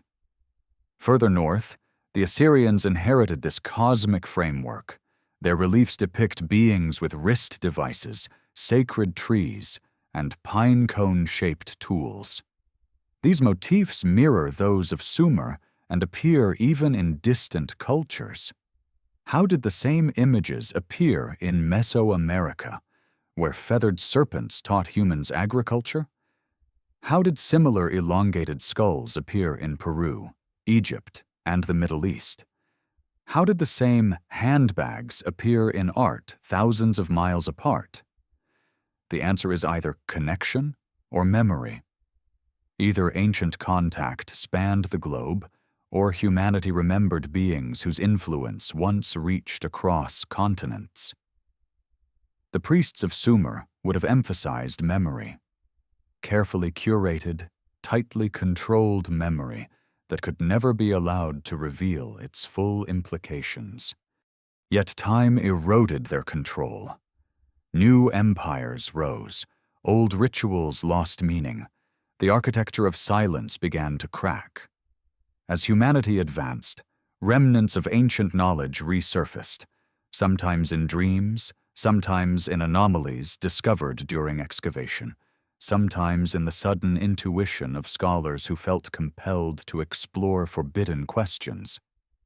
And buried within this resurfacing was a truth the priests had feared. Humanity was beginning to remember. Remember the beings who shaped them. Remember the technology hidden beneath myth. Remember the cycle of creation and destruction. Remember the bloodlines that once linked mortals to the stars. The Sumerians had buried this truth in clay, wrapped it in ritual, disguised it as mythology. They believed forgetting was safety. But memory, like water, finds its way through stone. And as the world continued turning beneath the stars that once guided divine architects, humanity sensed, deep in its collective marrow, that the past was not finished, that something awaited, that the architects who had withdrawn were not gone, merely watching, waiting for the moment when humanity would no longer fear what it once was. Long after the last echoes of Sumer's golden age faded into the marsh winds, after the ziggurats weathered into stairways of broken brick and the temples emptied of their living chants, something older than any dynasty continued to pulse beneath the surface of the world. It moved quietly through the stories that outlived empires, through the symbols carried by wandering tribes, through the half-remembered rituals whispered beside desert fires. The ancient architects, the beings whom the Sumerians once called gods, had vanished from the visible world, but the imprint of their presence lived on like a deep vibration beneath humanity's collective memory. Every culture that rose after Sumer carried fragments of the same mythology, as if all civilizations were remembering different pieces of a shattered mirror. As new nations replaced the old, Elamites, Akkadians, Babylonians, Hittites, each inherited myths that traced back to an earlier, more luminous age. These myths spoke of beings descending from the heavens, of wars fought in the sky, of knowledge granted and knowledge forbidden. And though the names changed with each culture, the figures remained eerily consistent. Towering, radiant beings, hybrid offspring, the flood, the divine withdrawal. Even when the priests of Sumer lost their authority and their temples fell to ruin, the stories survived, slipping into the mythologies of every people who crossed those ancient lands. In the earliest Akkadian hymns, Anu and Enlil still commanded the heavens, but their tone shifted. They became more distant, more abstract, more symbolic. Yet fragments of older descriptions lingered, hints of beings with elongated skulls, shimmering clothing, and voices that could shake the earth. The Akkadians preserved these memories in fragments, carving them into cylinder seals and amulets carried by merchants and warriors. They described the shining ones, the ones who crossed the sky in boats that roared like storms. These images resurfaced in stories of the north, among the Hittites, who spoke of gods riding chariots of fire, and in tales from the east, where the Persians later wrote of Ahura Mazda descending in radiant brilliance. One detail remained constant. Wherever these beings appeared, they brought order. They measured the deep. They established laws. They shaped kingship. The concept of the king as divine mediator persisted across cultures, even long after the bloodlines that once carried divine essence had fully faded. The king became a symbolic link rather than a biological one, but the architecture of authority remained the same: rooted in the ancient idea that governance flowed from the heavens, not from human invention. Meanwhile, the land itself began to reveal artifacts older than any known culture. In the highlands east of Mesopotamia, explorers discovered megalithic structures built from stones weighing tens of tons. These stones were carved with geometric precision and aligned with astronomical markers that would have required knowledge of celestial cycles spanning thousands of years. Some stones bore carvings of strange, anthropomorphic beings with large eyes and elongated heads. These carvings matched figures found in Sumerian temples and also in sites as distant as Egypt and Mesoamerica. No cultural exchange could explain such consistency. It was as though all these civilizations were remembering the same visitors. The discovery of Göbekli Tepe, concealed beneath millennia of soil in the northern crescent, challenged the timeline of human history. Massive T-shaped pillars arranged in circles, carved with animals and symbols, emerged from the earth. The site was older than Sumer, older than any known civilization, yet its builders possessed knowledge far beyond simple hunter-gatherers. The pillars mirrored star alignments. The carvings encoded astronomical cycles. And at the center of one enclosure stood a pair of pillars resembling giant humanoid figures with elongated heads and arms folded in a posture reminiscent of Sumerian divine statues. These figures appeared to mark a world that existed before agriculture, before writing, before cities. A world shaped by beings whose memory lingered in stone long after the flood erased their names. As time progressed, the echoes of ancient knowledge continued to resurface in unexpected places. In Egypt, the pharaohs claimed descent from gods who walked among men, the Shemsu Hor, the followers of Horus, beings described as taller, luminous, and possessing knowledge beyond human capacity. Egyptian tombs preserved scenes of divine beings carrying the same mysterious bucket and pine cone tools seen in Mesopotamian reliefs. The alignment of the pyramids mirrored Orion's belt, just as Sumerian temple layouts mirrored constellations. The Nile civilization carried forward astronomical knowledge, ritual architecture, and myths of cosmic intervention inherited from the same forgotten source. Farther east, in the Indus Valley, seals depicted a horned figure seated in a meditative pose surrounded by animals, an early form of Shova, but more tellingly, a being described in myths as descending from a place beyond the sky. In Vedic texts, the gods traveled in vimanas, flying vehicles that roared like thunder. These texts described wars in the sky, weapons of immense power, and beings with elongated skulls and radiant bodies. The echoes of Sumer's stories reverberated across continents. In Mesoamerica, the Olmecs carved colossal heads with unusual cranial shapes and facial features distinct from local populations.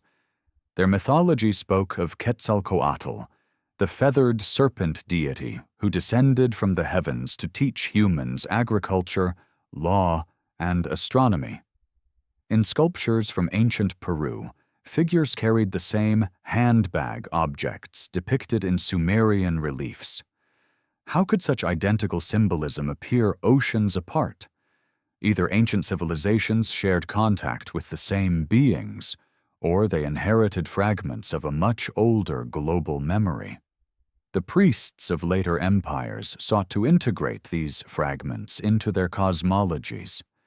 In Babylon, priests reinterpreted Sumerian myths through the lens of political necessity.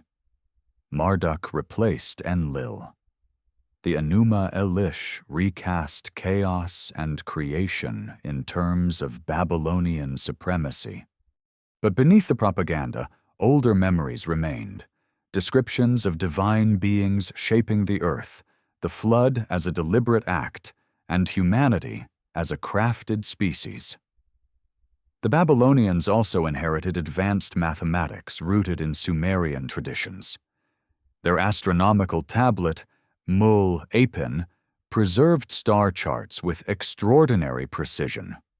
One tablet described a celestial object, red, brilliant, and traveling with great speed, as if witnessing the passage of a comet or something artificial.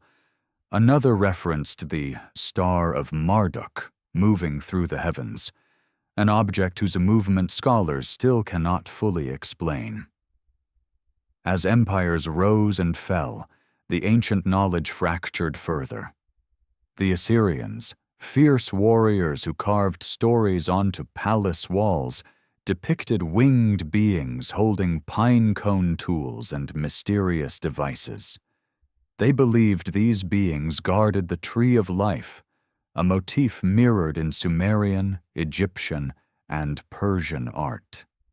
The Assyrians also recorded strange celestial events, lights crossing the sky, objects descending, shadows falling across the sun.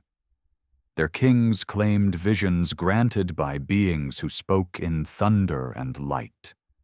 Meanwhile, tribes wandering the fringes of Mesopotamia preserved stories of watchers, beings who observed humanity from the edges of the world, guiding or correcting as needed. These stories merged later into Hebrew texts, where the watchers became angels, the Nephilim became giants, and the flood became a moral tale. But the older versions were more precise. They described genetic intervention, forbidden unions, and catastrophic resets. The priests of Sumer had buried these themes in metaphor, but fringe groups preserved them more bluntly, passing them orally through generations. As centuries passed, the architecture of silence adapted. Knowledge became layered beneath layers of ritual, myth, and symbolism.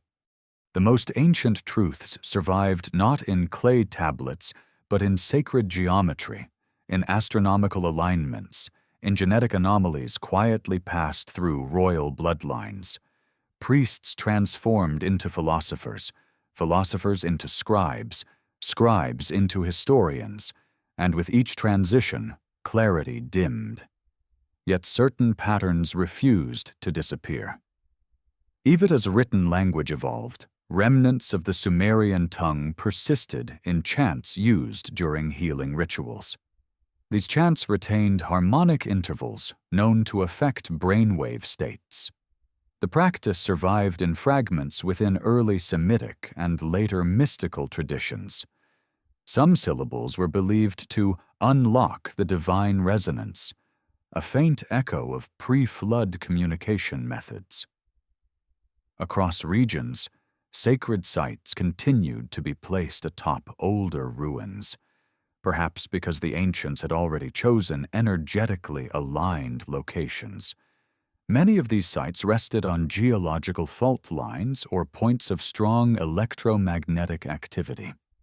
The Sumerians claimed these were gates of the gods, portals through which the divine descended. Later cultures treated them as holy places without understanding why. As the world entered the Iron Age, humanity drifted even further from its ancient past. Writing systems evolved, languages diverged, and the Sumerian tongue became the property of a few scholarly priests. The last people who could read the old cuneiform hymns copied them mechanically, no longer grasping their deeper meaning. The incantations still produced effects, strange sensations, dreamlike states, but the practitioners dismissed these as spiritual phenomena. They no longer recognized the scientific principles encoded within vibration and sound. In time, the ziggurats crumbled, the canals dried, the marshes swallowed ancient fields. cities that once echoed with cosmic hymns dissolved into dust. Yet travelers who wandered the ruins often reported unusual feelings, tingling sensations, sudden clarity, or overwhelming melancholy. Some claimed to hear faint hums at night, as if the stones themselves remembered their purpose. Meanwhile, deeper layers of ruins remained untouched, sealed chambers built long before Sumer, waiting for rediscovery. Some chambers held tools whose function no modern archaeologist could explain. Others contained inscriptions that hinted at a global cataclysm, a war among divine beings, a reset that shaped humanity's destiny. Throughout all of this, one truth became increasingly clear. The Sumerians were not the beginning of civilization. They were its inheritors. They lit torches passed down from a world lost to catastrophe. They built cities atop older foundations. They preserved stories older than their own people. Their gods were not metaphors, but memories of beings who once walked the earth. And the flood that ended the pre-flood world was not simply divine punishment. It was the dividing line between two epochs of humanity. As time moved forward, these memories fragmented further, absorbed into the mythologies of Greece, Persia, India, Egypt, and Israel. Zeus's war with the Titans mirrored Enlil's war with the giants. The Vedic battles of Devas and Asuras reflected Sumerian cosmic conflicts. The Book of Enoch echoed Sumerian accounts of the Watchers. Egypt's gods resembled Sumer's in form and function. The similarities were too precise, too persistent to be coincidence. By the time the ancient world approached the dawn of classical civilization, humanity had forgotten nearly everything. The gods became symbols. The rituals became metaphors. The star charts became curiosities. The elongated skulls became oddities. The vitrified ruins became mysteries. The forgotten chambers became tombs of silence. And yet, the truth endured in fragments, in symbols carved across continents, in myths repeated across millennia, in bones that didn't fit human proportions, in stories of beings descending from the sky to shape early humanity, in flood legends whispered by every culture on Earth, in ancient maps that charted coastlines from a time when glaciers covered the world, in astronomical knowledge that should have taken thousands of years to develop, in the strange resonance of old chants, in dreams that felt like memories. Humanity forgot, but the earth did not, the stones did not, the wind did not. Deep within the fabric of memory, the truth waited, quietly, patiently, knowing that one day the silence would break and the world would remember what it once was. Long after the architects of the ancient world vanished into the folds of forgotten time, humanity continued to wander through the remnants of their design, unaware that the very ground beneath their feet still murmured fragments of a plan far older than kingships or empires.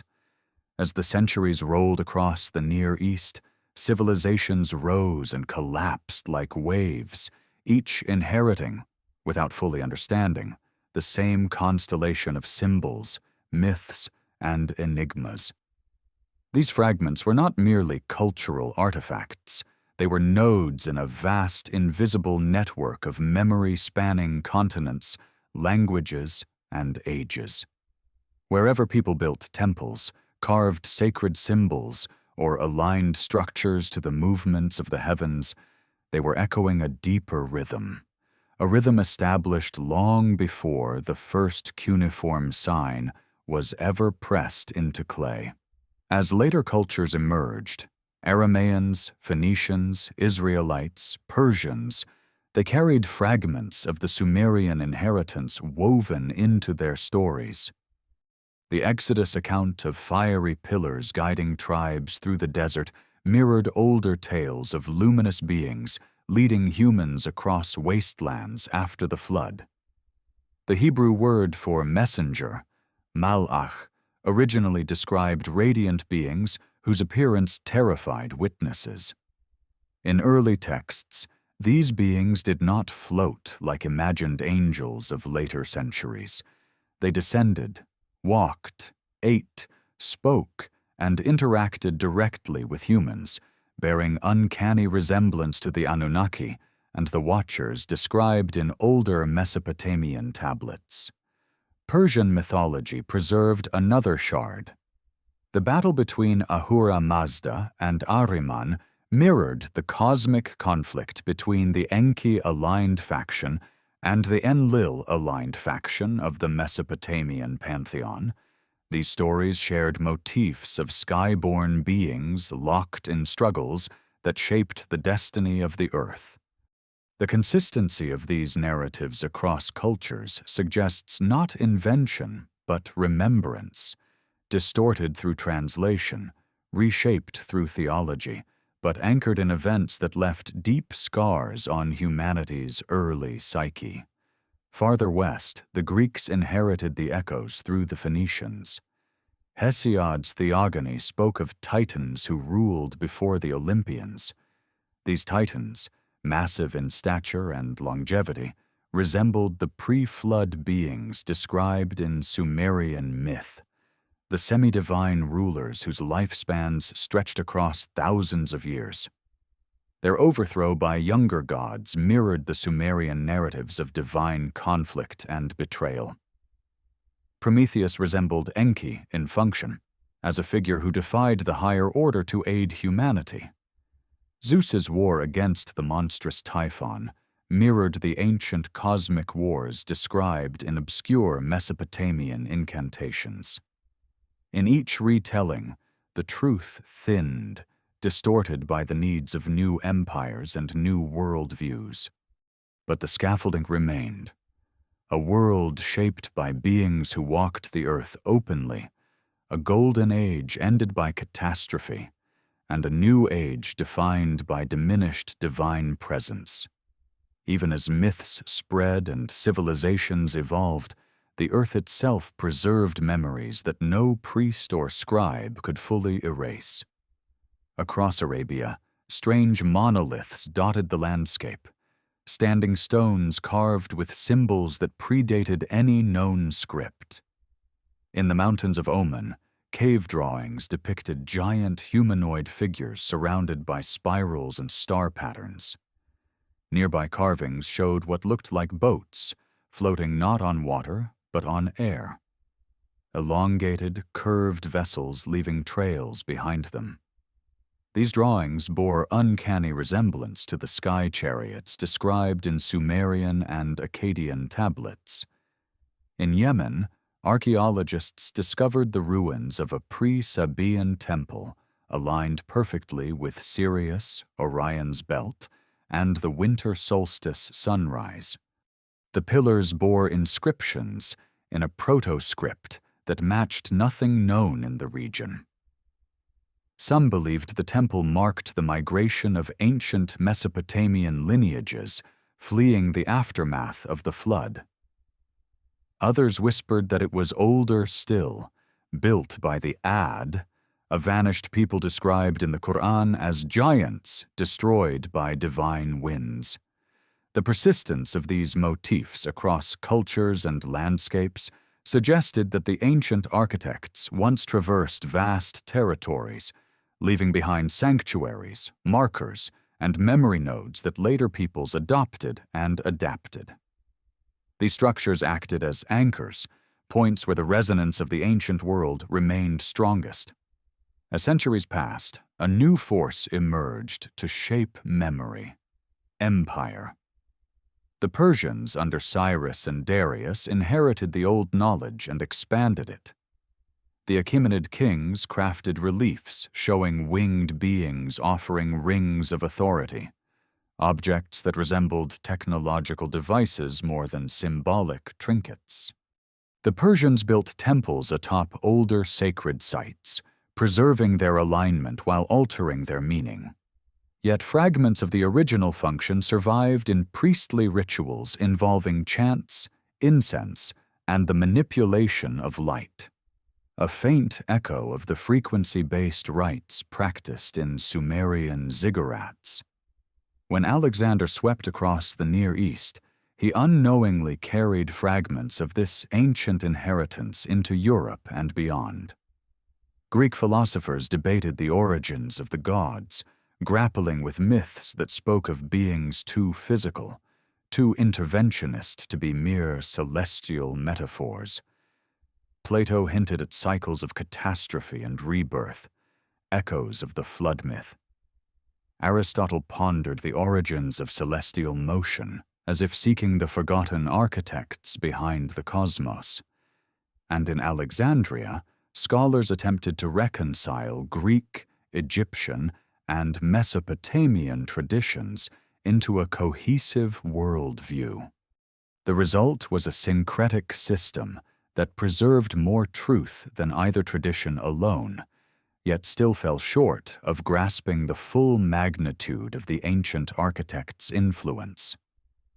Meanwhile, in the Arabian desert and the Levant, nomadic tribes preserved oral traditions independent of empire. Their stories spoke of towering beings called the Long Ones, the Watchers on the High Places, or simply the Shining. These beings were said to descend near mountains or oases, appearing suddenly and vanishing just as quickly.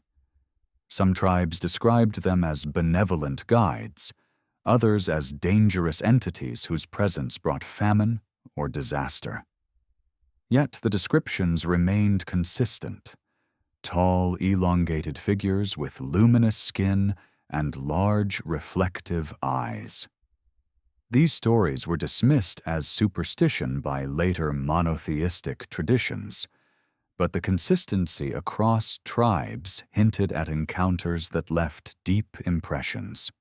Some anthropologists later speculated that these tales might derive from distant memories of unknown hominids, but the symbolic details, radiant skin, sky descent, technologies mistaken for weapons or tools, suggested something beyond biological anomaly. Simultaneously, the rise of Judaism and later Christianity transformed the older stories into new theological frameworks. Angels replaced the Anunnaki. Heaven replaced the upper sea. Divine command replaced divine tyranny. Yet the core remained. Beings who descended, beings who intervened, beings who mingled with humans before withdrawing after the flood. The Nephilim of Genesis carried the same traits as the giants of Sumer, hybrid beings whose size and power threatened the world order. The Book of Enoch, an ancient text later banned from canonical Judaism, described the Watchers in detail. Beings who descended to teach humans forbidden knowledge, metallurgy, medicine, astronomy, and the secrets of the earth. Their offspring, the Nephilim, became monstrous, prompting the flood as a corrective measure. The priests of Sumer encoded this story in metaphor. The Enochian texts preserved it more bluntly. These Enochian stories resurfaced in early Christian sects, influencing mystical traditions that later seeped into Gnosticism, Hermeticism, and esoteric schools. In these teachings, humanity was portrayed as a species caught in a cosmic struggle between divine factions, some benevolent, others malevolent. This mirrored the Sumerian conflicts between Enki's and Enlil's factions. Yet, as always, the stories lost their technological and biological context, becoming spiritual allegories rather than memories of real interventions. Meanwhile, in the East, the Zoroastrians and Vedic traditions preserved even older fragments of prehistoric memory. The Vedas described Vimanas, flying craft capable of ascending into the heavens and unleashing weapons of light and heat. Some verses recounted wars between gods and demons fought in the sky, weapons that scorched earth and boiled seas, cities destroyed by beams that melted stone into glass. These descriptions matched the vitrified ruins discovered throughout the Middle East and South Asia, walls fused by extreme heat, as if exposed to energy far beyond the capacity of ancient metallurgy.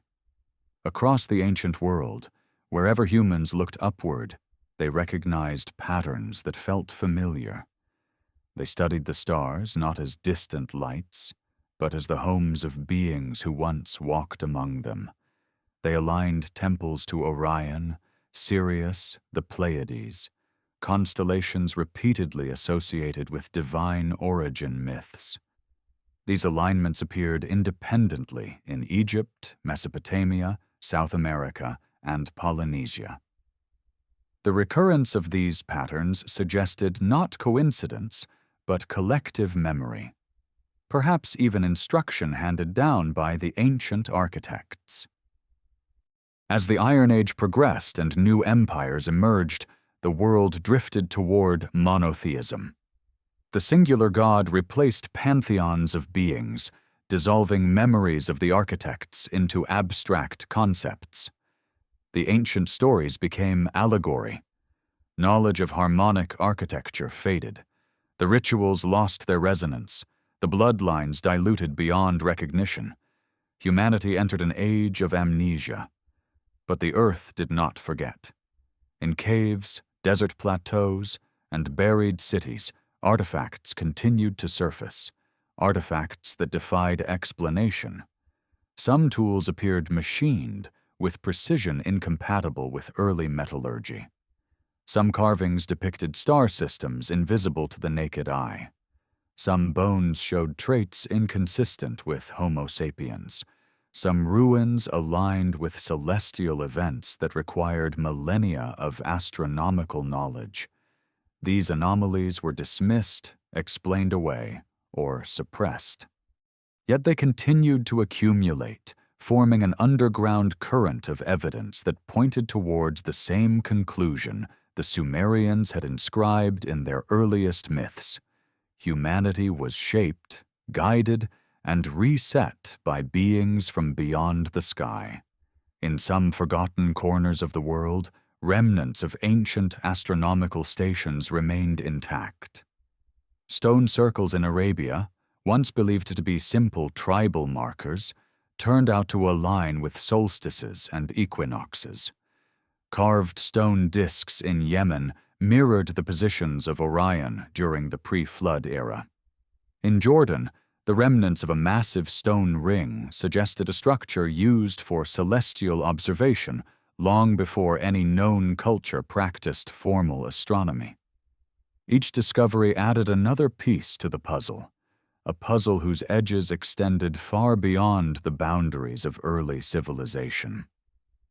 The priests of Sumer would have understood this. They would have recognized the geometry, the alignments, the symbols. They would have feared the implications. For they knew that the architects who shaped the pre-flood world were not mere gods, but travelers, beings who crossed cosmic currents, who manipulated genetic structures, who guided early humans before withdrawing to let the species evolve. They knew the flood was not divine wrath, but a controlled reset. They knew kingship was a residue of ancient authority, not an invention of human society. They knew humanity's memory had been deliberately thinned, like diluted blood. And they knew that one day the world would awaken, not all at once, but gradually, through archaeology, through mythological comparison, through genetic research, through sudden bursts of intuition that felt like remembering rather than discovering. The Sumerians buried their warnings in clay. Later civilizations turned them into songs. Modern scholars labeled them myths. But in forgotten temples, in anomalous bones, in vitrified ruins, in impossible alignments, the truth persisted. Humanity did not rise alone. Humanity did not forget by accident. Humanity was shaped, guided, reset, and abandoned. But forgotten truths do not remain silent forever. They rise, like buried cities unearthed by shifting sands. They whisper through the stones of ruined temples. They flicker through dreams of luminous beings. They vibrate in the ancient chants whose harmonics still alter consciousness. And as the world approaches a new age, an age driven by rediscovery rather than ritual, humanity moves once again toward the threshold it crossed thousands of years ago, when the architects walked the earth openly. The question that once terrified the priests of Sumer now returns. What happens when humanity remembers everything it was meant to forget? Long after the last temple fires dimmed and the names of ancient kings faded into dust, the deeper current of humanity's origin continued flowing beneath the surface of history. Silent, unbroken, waiting. Every empire that rose from the bones of the Near East carried faint echoes of the forgotten age that preceded the flood. Every new mythology, every new ritual, every new architecture hinted at a memory older than writing. Yet no matter how loudly civilizations proclaimed themselves the first, the chosen, the pinnacle, the truth lingered beneath their foundations. They were inheritors, not pioneers. They were custodians of a story that had been fractured, edited, buried, and compressed into symbols simpler minds could bear. As the classical world emerged, this truth surfaced again. Not in temples or royal inscriptions, but in places unexpected. In the experiments of early natural philosophers, in the mystical diagrams of desert sects, in the dream visions of solitary hermits who wandered the wastelands where the first civilizations once flourished. These dreamers, separated by centuries and continents, recorded visions with uncanny similarity. They described immense structures half buried beneath sand, geometries too perfect to be natural, too ancient to belong to known cultures. They saw lights in the sky that moved with intention. They heard voices speaking in languages that resonated through bone rather than ear. These accounts, dismissed as hallucination or revelation, echoed the earliest Sumerian myths of beings who communicated through vibration and light. As trade routes expanded across continents, merchants brought back stories of ruins far older than any recorded civilization. From India came whispers of cities submerged beneath the coastline, with walls fused into glass. From Central Asia came tales of mountains carved with symbols no tribe could decipher. From Africa came stories of monoliths aligned so perfectly with the equinox that no human hand could have shaped them without advanced knowledge of astronomy. From Europe came legends of elder races living beneath the hills, tall and slender, who vanished when humans arrived. These stories were scattered across geography, yet they formed a single tapestry. Humanity lived in the aftermath of something immense. The Persians preserved fragments of this memory in their tales of the ancient Vera, a subterranean refuge built to preserve life during a cosmic disaster. The description matched the sealed chambers hidden beneath Sumerian flood layers. The Vedic texts spoke of civilizations destroyed by weapons that turned sand to glass. Archaeologists later found patches of vitrified stone across the Middle East, India, and Scotland, evidence of heat far beyond primitive fire. Greek legends described ages before the known age, separated by floods and cataclysms, echoing the Sumerian belief in cycles overseen by cosmic beings. But the most striking continuities appeared in symbols. Across continents, the same motifs persisted: spirals representing cosmic descent, pine cone-shaped objects held by divine figures, a sacred tree flanked by beings with wings or elongated skulls. These symbols were too precise, too consistent to be coincidence. They were visual equations, mnemonics designed to preserve the workings of an ancient science through imagery rather than text. The priests of Sumer encoded these images into their rites. Later cultures adopted them without understanding what the symbols truly meant. By the dawn of the early Roman era, the ancient knowledge that once shaped the world had eroded into superstition. Yet the residues remained potent. Mystery schools in Greece and Egypt preserved fragments of pre-flood instruction, rituals of sound resonance, practices of breath manipulation, meditative techniques designed to access altered states. Initiates described visions of geometric patterns, spinning wheels of light, and beings of immense stature whose faces reflected both human and otherworldly traits. These experiences were not inventions, they were amplifications of buried memory triggered by ancient techniques. As Rome consumed the older world, the last custodians of ancient truth scattered across deserts and mountains. Among them were the Essenes, who preserved tales of watchers descending in ages past.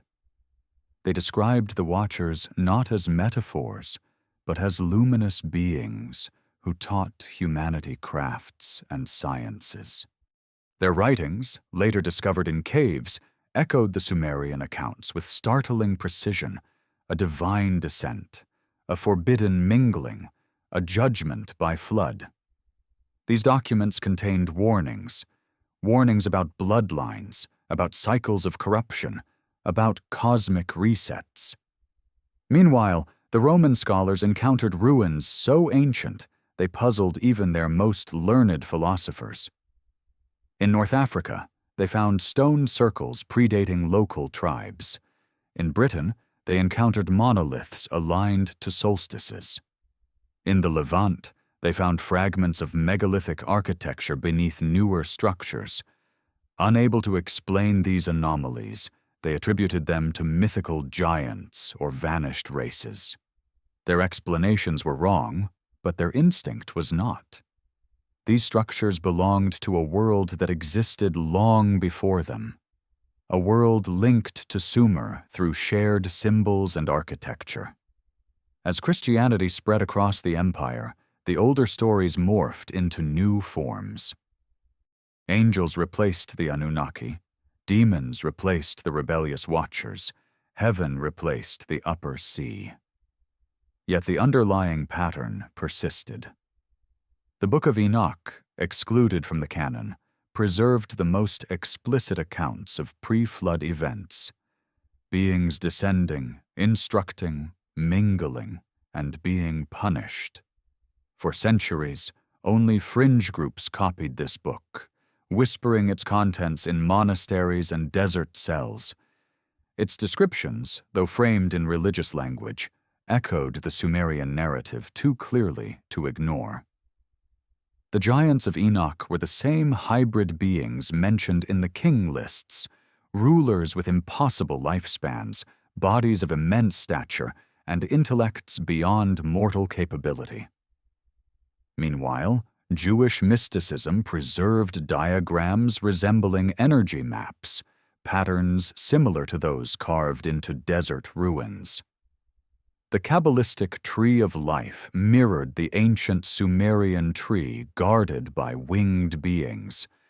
The 10 Sephirot resembled the 10 divine decrees, or Mi, that the Sumerians said governed creation.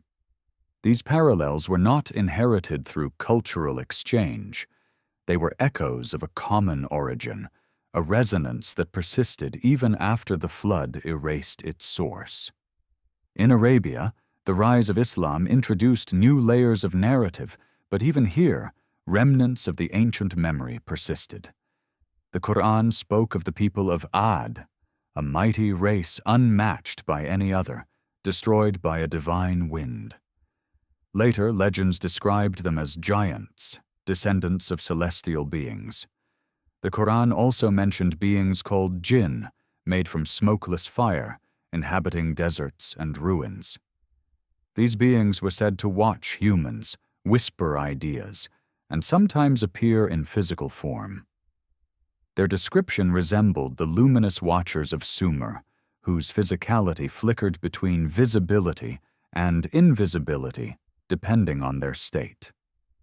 As the medieval world took shape, humanity drifted even further from its ancient roots.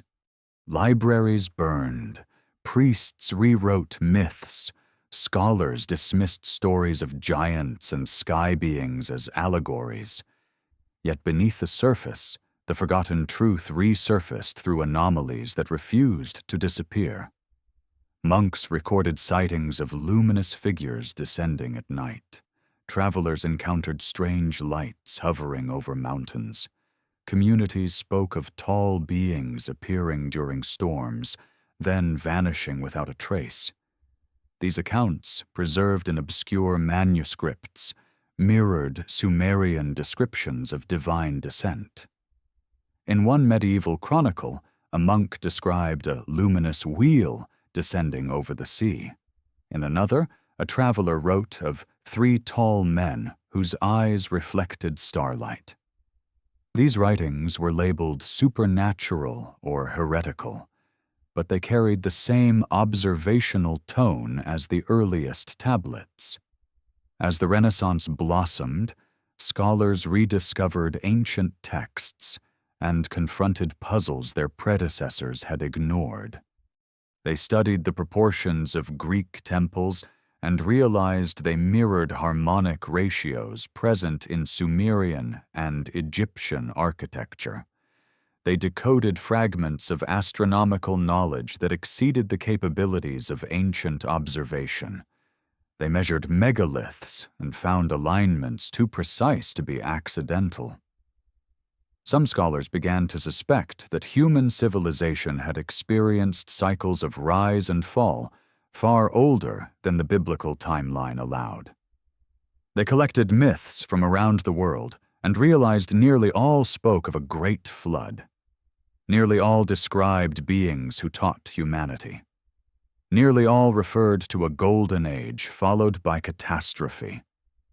These parallels troubled them. They hinted at a shared memory older than nations, older than languages. During the Enlightenment, curiosity clashed with dogma. Explorers found ancient ruins beneath the sands of Egypt and the Levant, exposing layers of civilization stretching deeper than expected. Cartographers examined the Piri Reis map, which depicted coastlines of Antarctica free of ice, something impossible without advanced knowledge long before recorded history. Scholars dismissed it as coincidence, yet the pattern persisted. Wherever humanity dug, the ancient truth resurfaced. The industrial age brought new tools: geology, anthropology, genetics. These sciences, rather than dispelling myths, uncovered anomalies. Geological layers indicated multiple prehistoric floods. Fossils revealed hominid species with cranial capacities rivaling modern humans. Genes showed sudden bottlenecks and unexplained insertions that looked less like mutation and more like engineering. Still, scholars clung to linear timelines, unwilling to disrupt the foundations of modern thought. Meanwhile, the anomalies accumulated. Cave paintings tens of thousands of years old depicted figures with elongated heads, floating discs, and radiant beings descending from the sky. Oral traditions from Aboriginal Australians described sky teachers arriving in glowing craft. Native American legends spoke of star people mating with humans.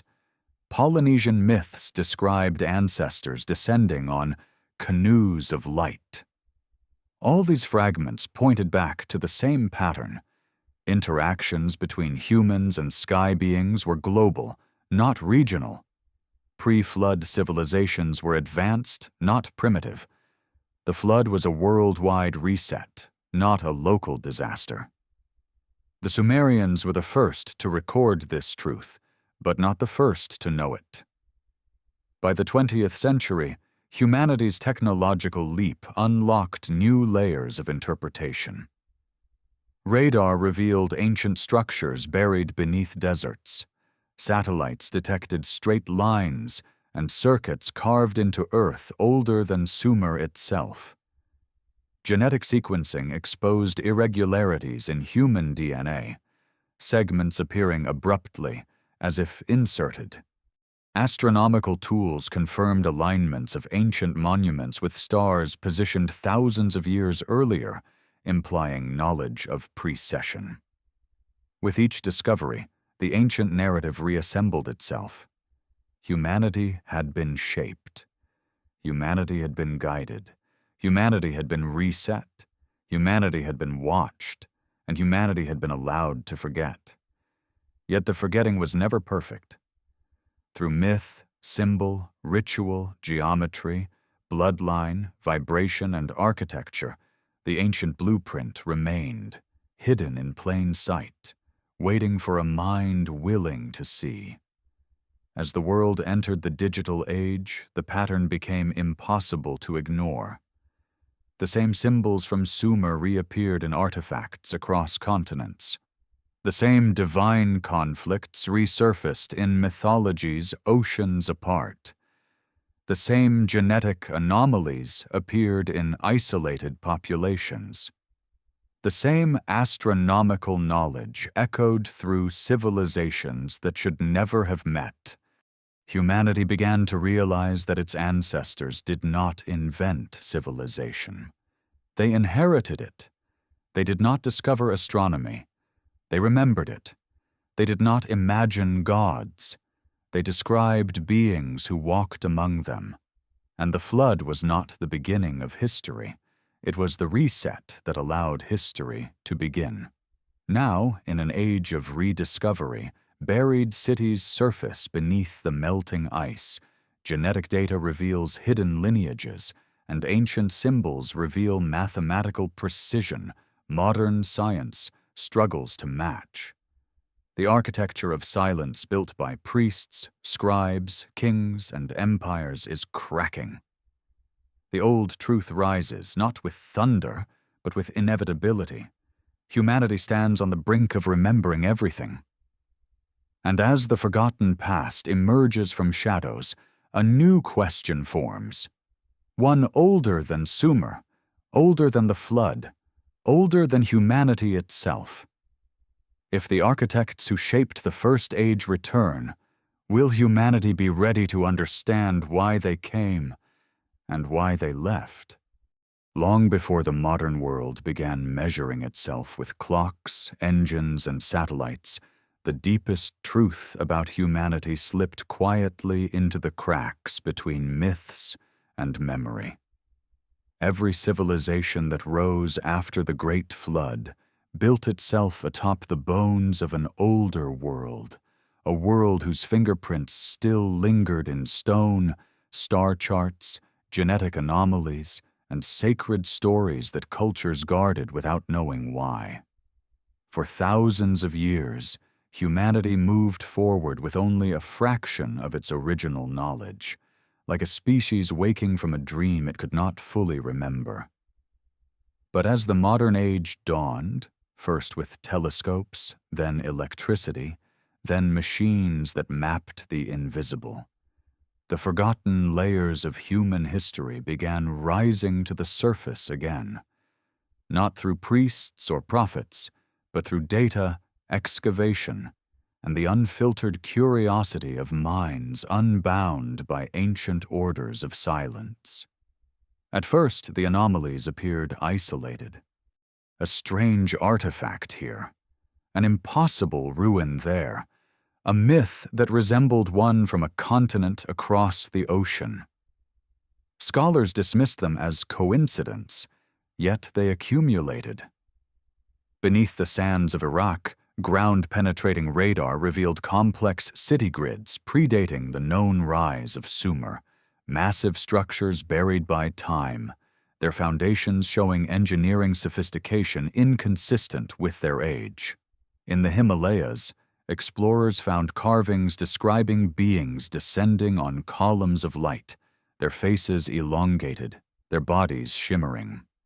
In the Sahara, satellite imaging uncovered ruins beneath dunes that suggested a vast network of pre-flood settlements aligned to celestial markers now meaningless to the modern sky. And deep in the Amazon, LiDAR mapping revealed entire cities swallowed by forests, cities whose geometric precision mirrored ancient Mesopotamian principles. Meanwhile, genetics offered its own revelations. As researchers sequenced ancient DNA from fossils and royal mummies, they discovered irregularities, segments of code that appeared suddenly and with no gradual evolutionary pattern. Specific haplogroups showed signs of bottlenecks and insertions inconsistent with natural selection. Some genetic markers appeared across populations separated by oceans and tens of thousands of years, as if a guiding hand had left identical signatures in distant lands. Scientists dismissed these oddities as incomplete data, yet the patterns persisted. It was as though the biological story of humanity had been edited, not written solely by nature. In parallel, astronomy revealed clues hidden in plain sight. The alignment of megalithic sites across the globe matched star positions from epochs far older than the supposed rise of civilization. Göbekli Tepe mirrored the sky as it appeared 12,000 years ago. The pyramids of Giza aligned with Orion's belt from a different precessional age. Stone circles in Britain mirrored lunar cycles with precision impossible without advanced knowledge. These sites were not cultural accidents, they were star maps, anchors connecting the earth to the heavens in patterns that implied instruction rather than inspiration. As the 20th century progressed, these fragments converged into a picture too coherent to ignore. Archaeologists unearthed Sumerian tablets describing beings descending from the sky to teach humanity the arts of civilization.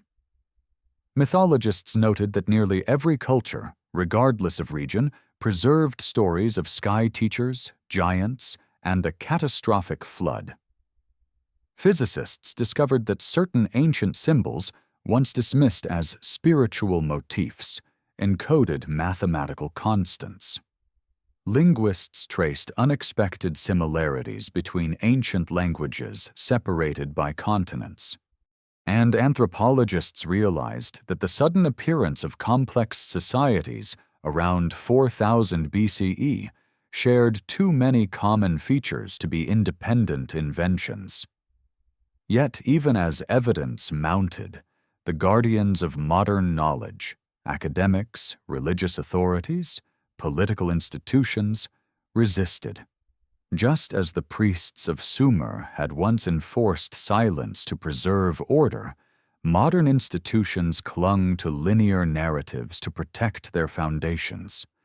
They insisted that humans evolved gradually and independently, that civilization emerged from simple farming, that ancient myths were metaphors. But the truth whispered louder with each discovery. It hinted at an ancient intervention, a reset, a story older than any temple or kingdom. Among the most revealing discoveries were the remnants of prehistoric structures hidden beneath oceans. As sea levels rose after the last ice age, entire cities were swallowed by water. Off the coast of India, divers found a submerged metropolis with roads, walls, and granaries dating back to 9,000 years ago. Off the coast of Japan, Yonaguni revealed monumental terraces carved into stone, their angles too precise to be natural formations. Off Malta, undersea temples hinted at a civilization wiped away overnight. These discoveries challenged the timeline of human progress and suggested a world advanced enough to build monumental architecture before the flood. As these ruins surfaced, researchers began connecting them to the oldest layer of Sumerian myth, the era when the gods walked among humans, the age of the pre-flood kings, the time when knowledge flowed freely between beings of sky and earth. The pre-flood king lists described rulers whose lifespans stretched thousands of years, not metaphorically, but as recorded fact. Their names were carved into clay, their genealogies preserved with precision. The Sumerians believed memory was sacred, and these lists were not symbolic literature, but historical accounting. The modern world, unprepared to accept such implications, labeled the lists mythology. But when genetic anomalies, impossible architecture, global mythological parallels, and submerged cities all pointed to a world more advanced than the one humans built after the flood, the pieces began aligning. Humanity had lived through cycles, epochs shaped by celestial intervention, interrupted by global cataclysms, and restarted through the guidance of sky beings whose remnants lingered in bone, stone, and story. By the early 21st century, satellite imagery and global databases accelerated this recognition. Patterns emerged that no civilization should have been able to construct independently. Megalithic sites around the world formed geometric relationships when mapped globally. Triangles, alignments, and resonance points stretching across continents.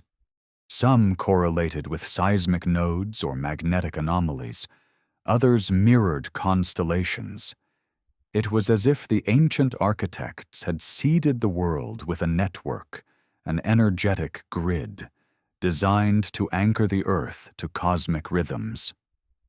At the same time, advancements in quantum physics revealed that sound, vibration, and geometry, central to ancient rituals, had profound effects on matter. Water structured itself in geometric patterns under certain frequencies. Sand formed complex shapes when exposed to harmonic resonance. Human brainwaves synchronized under specific tones. What ancient priests once described as the language of the gods now re-emerged as a scientific truth. The universe was shaped by frequency, and the rituals of Sumer, Egypt, India, and the Americas, once dismissed as superstition, had encoded this knowledge all along. As this deeper understanding unfolded, previously obscure artifacts gained new significance. Copper tools from ancient Mesopotamia showed purity inconsistent with early metallurgy. Carved cylinders depicted devices resembling modern instruments. Some reliefs showed gods holding objects shaped like communication devices. Others depicted beings surrounded by magnetic fields or wearing helmets. These images, interpreted symbolically for centuries, now appeared technological. They pointed to a world where advanced beings interacted with humanity openly. Yet the most compelling evidence came not from artifacts or ruins, but from modern encounters. As global communication expanded, reports of luminous objects moving against the wind, of beings appearing during storms, of vertical columns of light descending from the sky increased dramatically. These modern sightings matched remarkably with descriptions in Sumerian, Akkadian, and Enochian texts. Witnesses described tall, slender beings with elongated heads, luminous skin, and eyes reflecting starlight. Governments dismissed these as weather phenomena or psychological events. But the witnesses often included pilots, soldiers, scientists. Their accounts carried the same observational clarity as ancient tablets. The old world had returned, not in myth, but in experience. In parallel, humanity's exploration of space reopened ancient questions. The more telescopes observed, the more anomalies appeared. Planets formed too quickly, stars behaving in ways that defied gravity, galaxies arranged in patterns resembling cosmic architecture. Some scientists proposed the universe was designed. Others suggested the existence of ancient advanced civilizations. Theories once considered fringe gained legitimacy. The universe, once believed random and chaotic, now appeared structured. The Sumerians had always said so. The heavens were ordered, not accidental. As all these threads converged, genetics, archaeology, astronomy, mythology, quantum physics, the story of humanity reassembled piece by piece. Humanity was not an isolated creation. Humanity was not the first advanced species on Earth. Humanity did not rise from primitive origins to modern complexity. Instead, humanity inherited a legacy from beings who shaped the early world, guided early civilizations, and withdrew after the Great Flood reset the Earth. The Sumerians remembered this clearly. Later cultures remembered it faintly, and the modern world was beginning to remember it again. The ancient architects had not vanished. Their influence rippled through the ages, through genetic echoes, through ancient symbols, through inexplicable architecture.